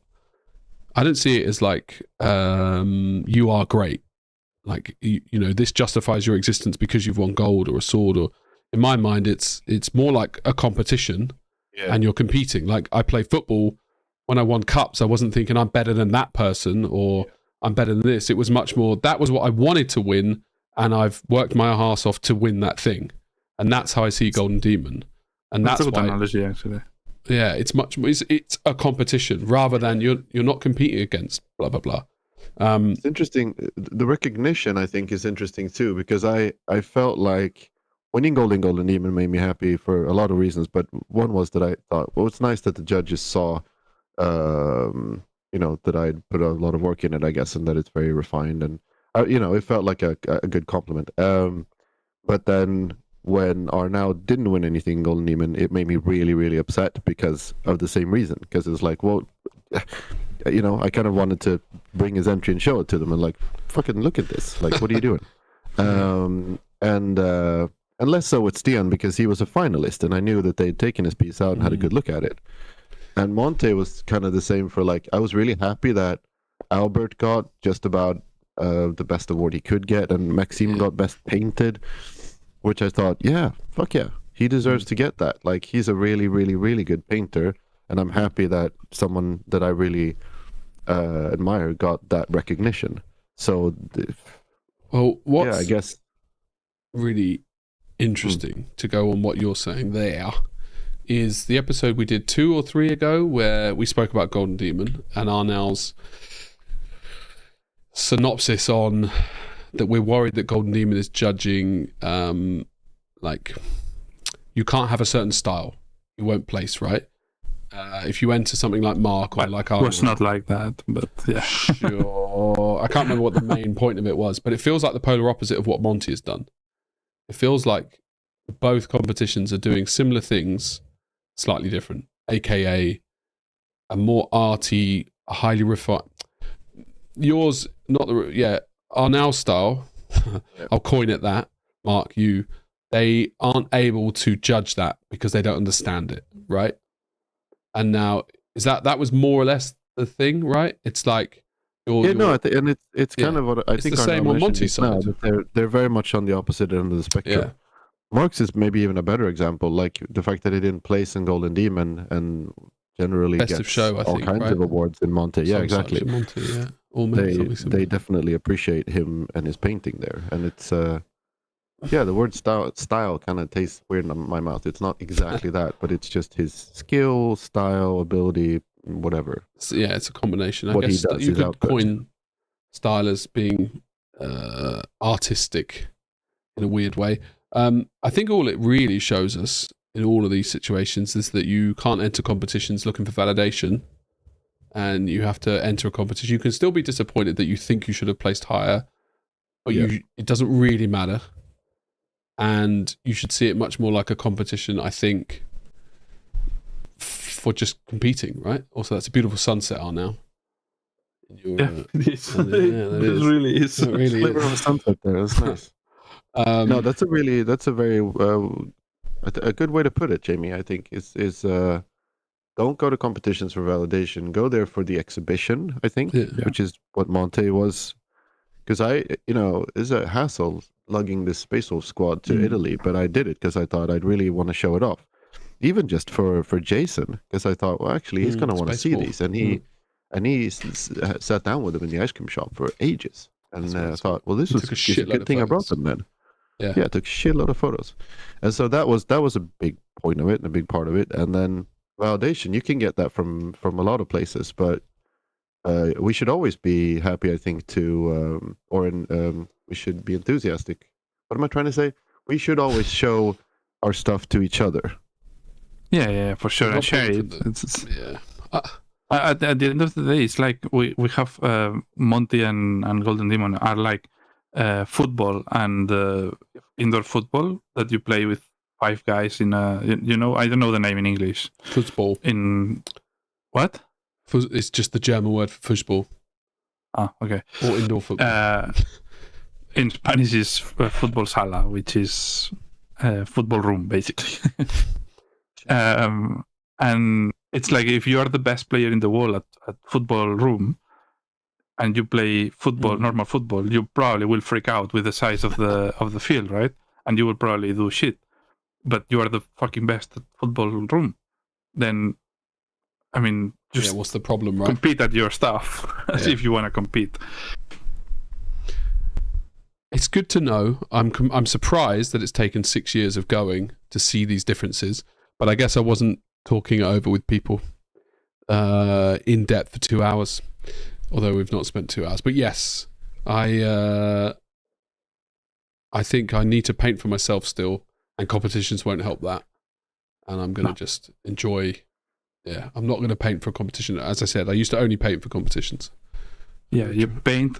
Yeah, and if you have something when a competition comes, you can bring it. Yeah, until I want to start winning, and then I can up it. Yeah. I mean, yeah, like we joke about your Azerman for Monte, but like you should absolutely enter something if you painted something. And if you painted something and you think it looks good, doesn't matter if you entered it before or if you did it 6 years ago. Yeah, I've made a promise to myself, as I did a few years ago, that I will always enter Monte with a Zerman, no matter what. Okay, so I'm going to have to get really, really good at painting to place with my piece, because you enter a whole thing in, right? So I'm going to have to paint things that are so good that gets bronze, and then I can stop bringing. Yeah. Well, it will bring it down, right? So I don't think that's how it works. No, I don't think so. I think it does. They judge the whole thing, right? No, if they do, they are assholes. Well, let's find out. It's a good question actually, but I think they just pick one. They pick what they think best. is best. Yeah. Usually, I mean, if you have 2 that are the same level and you have to choose one of the 2, you will choose the one that has better overall display. But if you can award both, you will award both. Fuck. That means I'm going to literally be taking that to the rest of my life. Albert sent the photo of the last 2 years in the book. I need to try and source out 2022 book to have 3 photos of a Zerman in that book. So just quickly, you're not so keen on painting competitions then, but you said before that you were inspired by Golden Demon. What me is that? Just Arnau, right? You, Jamie. Me or Arnau? But really, Jamie. me, or are you just saying that because I asked? No, you. Right. I think you said that you came home, and I said the same, and that you came home from Monte not super inspired, but inspired by Golden Demon. I'm just wondering, is that just you're eager to paint, generally, or did you see the competition and went, "Fuck yeah"? No, I'm it clicked. Maybe Something switched in my brain. Golden Demon was more like a culmination of what we have been talking about all this time. It just happened to be the first. And then I guess. I don't know. The thing is, we barely looked at the fucking pieces. In honesty, did we? And I barely looked at them in Monte. I've always struggled to look at pieces in any kind of. I've never been able to do it and go wow. Well, I mean, we spoke about it. Maybe it's because we talked about painting. Yeah, and then we finally got together, and then we were just a bubble of for inspirational pieces from Golden Demon. What were there really? What pieces should I think? Oh, that inspired me. And Farseer. Yeah, but that also showed me that I won't get to that level. Remember, this was the whole Stan's piece was the piece that made me. It sort of set me free. It was like there's no spoon. It was that kind of feeling, right? I saw it and I was like, I don't want to do this, right? So it actually set me free from because that's what I've been chasing. Stern's piece, right? I would probably do it in a turquoise or a purple, my favorite colors. But that I just realized for me to get that good, my kid's knocking on my door. I've locked it though. I knew this would happen.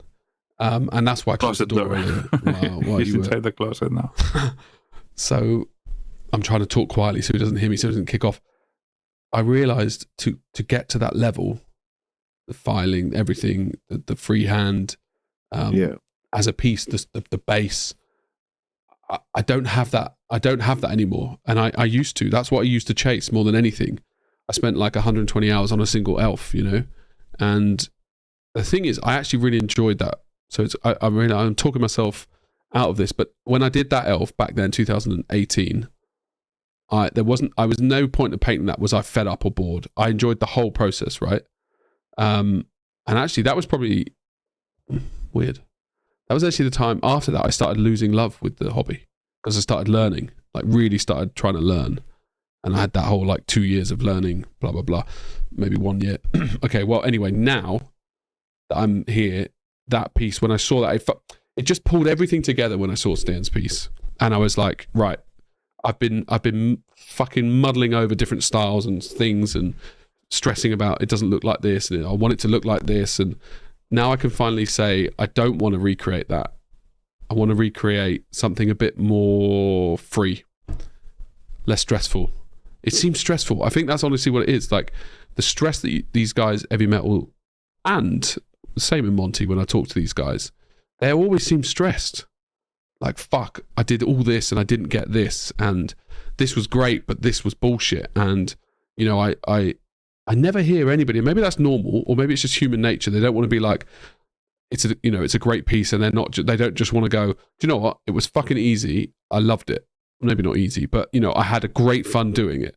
I don't hear many artists sitting down in a room full of other artists going, how did you find it? Do you know what? I loved it. I love the process. About that too, man. It's the more you suffer, the more people respect it.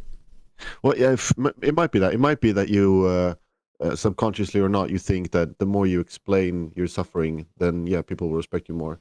For me, I really almost felt like I didn't want to share how much I hated everything about my piece when we went over to Germany. But the process, or you don't like I can't the piece. explain this, so I'm not gonna. Because you didn't share it to us. We were very, not hurt, but confused. And the same with why I now didn't share that piece with me. It's different. It is very different. It's very different, though. I'm not sure. Well, it's mostly to do with just the pictures being bad. I'm going to try to sort that out, actually, and keep you guys in the loop. But yeah, it was just... Sorry. Say what you were going to say. No, I wasn't. I was laughing at the fact that you didn't want to... I actually laughed a little bit for X, and a little bit in my head. I was laughing that you care what we think that much that you don't want us seeing shitty photos. And that made me laugh because it means, are you painting for you or are you painting for everyone else? Man, that's the big question. That's the big question right there. That's the meat of it too. I know that you mentioned what it was like painting as a kid. And I know exactly what it was like. Not so much kid, maybe. When I was like 16, 17, I had a good long run of buying a blister pack of something that was cool, anything in the Warhammer shop, going home, painting it, probably in like 2 days after school, just painting it as cool as I could, going back to the Warhammer store and then showing it off to like the staff, and then buying a new one. And there was, I guess you could say I was like painting it to show off, and that's how I got into the competitions. But it was really like every one was better than the last one. It's inevitable to feel a little bit pressured. You have inevitably a fear of being judged for something not as good and setting a level that is not yours. Like this, I think it's inevitable, and we all have that. I agree. Yeah, when I was young, I remember painting, taking my models into school and showing the people. No one painted. They didn't. They literally did not give a fuck. But I was still we played Warhammer, but they were like 4 colors and they looked like shit. We were like 12, 13. The friends that I had who played Warhammer, they wanted to play outside, like in the backyard. That's how little they cared about their paint jobs. Yeah, but I do agree with the sentiment. I remember showing them and talking with people who were better and blah blah blah, and so there was obviously, but it's oh man, this is fucking it's opening a lot. Yeah, I know, but it's like meat and sides. Oh. There's difference though. I think there's difference because at the moment I was painting, I was learning, I was still enjoying the process back then. So even though I was showing people, I sat down because I wanted to paint and I wanted to produce good stuff. Now, or before I broke and had my mental Warhammer breakdown, I wasn't enjoying the process, and I also wasn't really showing off that much because I wasn't proud of what I was doing. So, like, I can't show you this thing because I think it looks like shit compared to what I want to produce. So, yeah, it's inevitable that you would just fade away from it. But that's kind of all I had to say on that there, I think. I'm not painting for fun anymore. Being excited to show something is a really good sign. And it can be a very good sign of two things. Either that you're very very comfortable with what you have done and you think it's very good, or you just had a lot of fun and you want to share it with your friends. Both are very good, but if I don't know which one is more difficult to achieve. Probably the second one. Being so honestly happy about your time spent that you want to share it. It's something that it's not as common as maybe being happy with your piece. I think the more fun I had painting, the more I'm excited to show. I feel like there's a direct correlation because you're like, look at this thing I really enjoyed doing versus like... Yeah, I think it's true. Because normally if you're having fun doing it, you're producing good stuff, right? Yeah. There's like a direct correlation for sure. I was very excited to show this bust that I was painting just because literally I was having a lot of fun.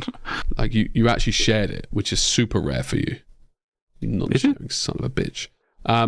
So I could share literally like 5 pictures a day and all of them would be different. What's fucking interesting about on a personal level is I feel like I buy something, I fucking share it to you two.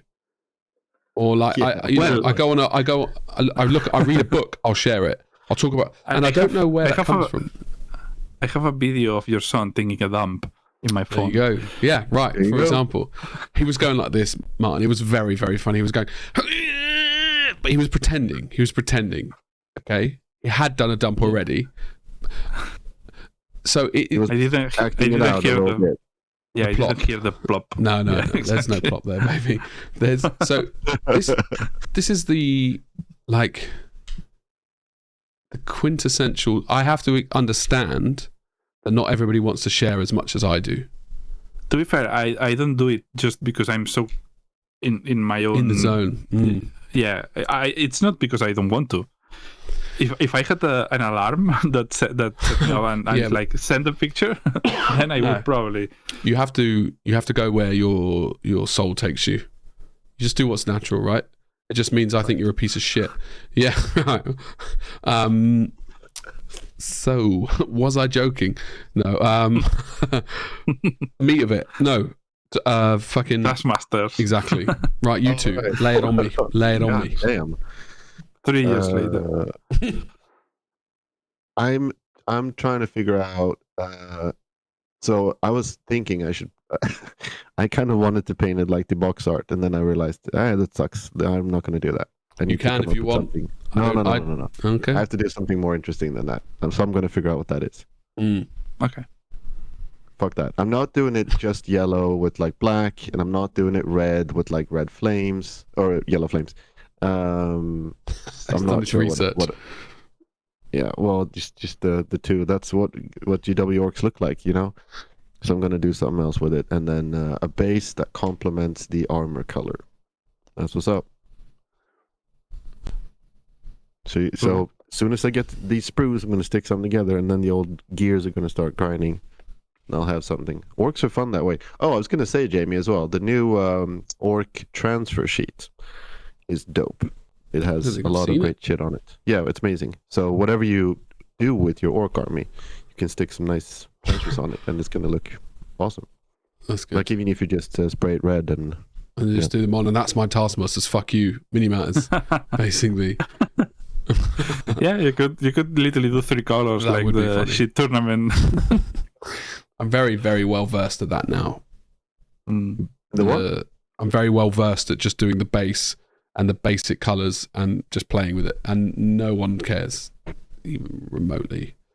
If they do, they have a problem. You sounded like you had some real ideas now. Like you were going to take this Killacan to the next level. No, not at all. I mean, obviously, I will still do. It's still a taskmaster, so I'm not gonna dedicate more than 3 days or something like that. Quite a long time for you. 3 days. Yeah, How I guess. on a box art. I mean, It's the same. 4 days? 4, 5. Yeah. Okay, depends. But I do have an idea. I bought an extra piece actually from another kit because he is. yeah, in. it's just He's invested. That's it. deep in the shit. Nah, it's just a stupid thing.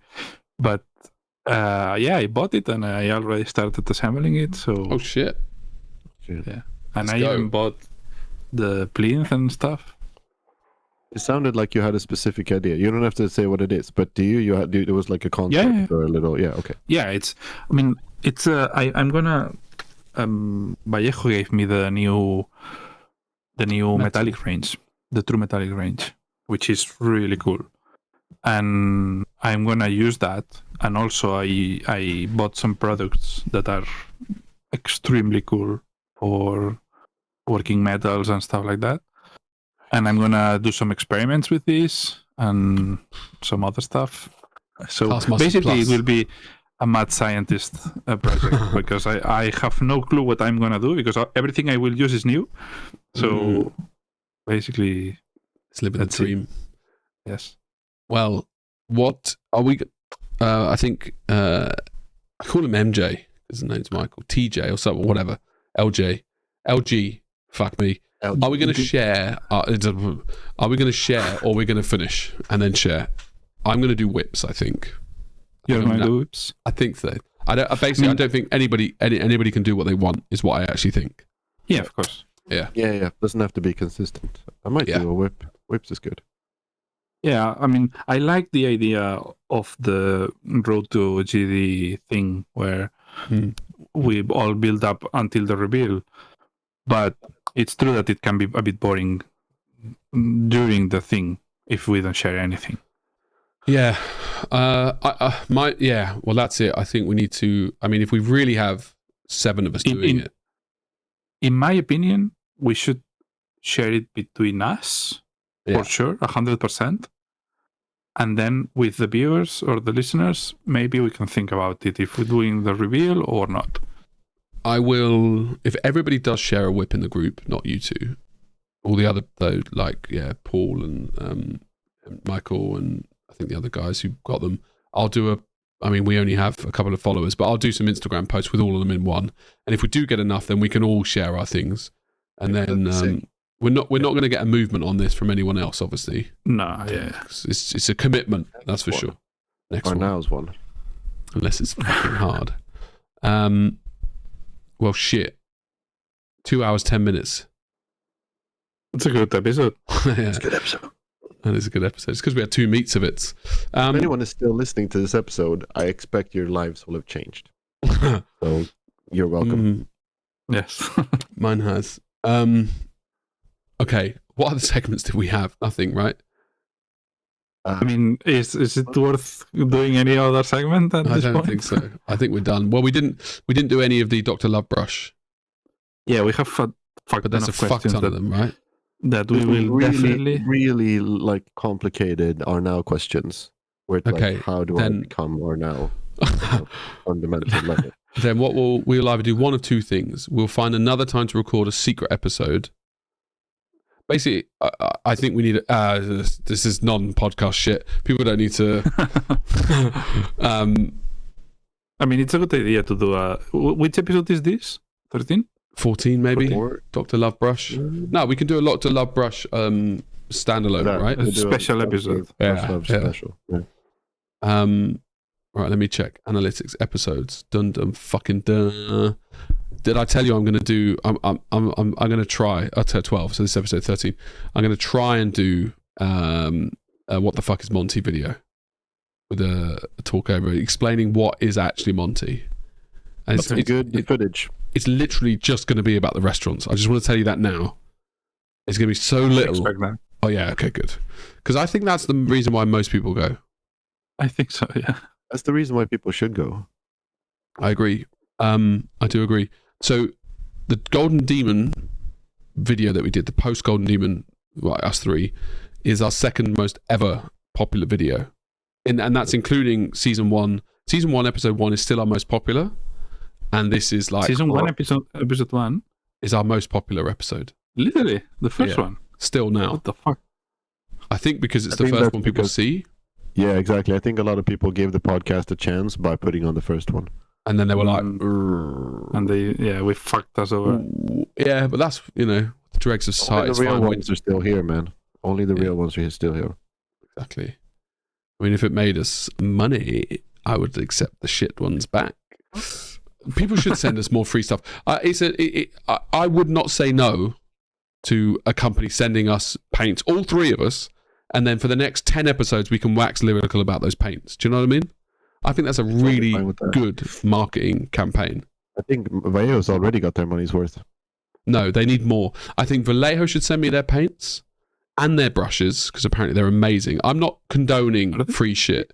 Well, I don't know, but if they sent us, if we could try them, If they send them to us, they will be amazing. Exactly. right?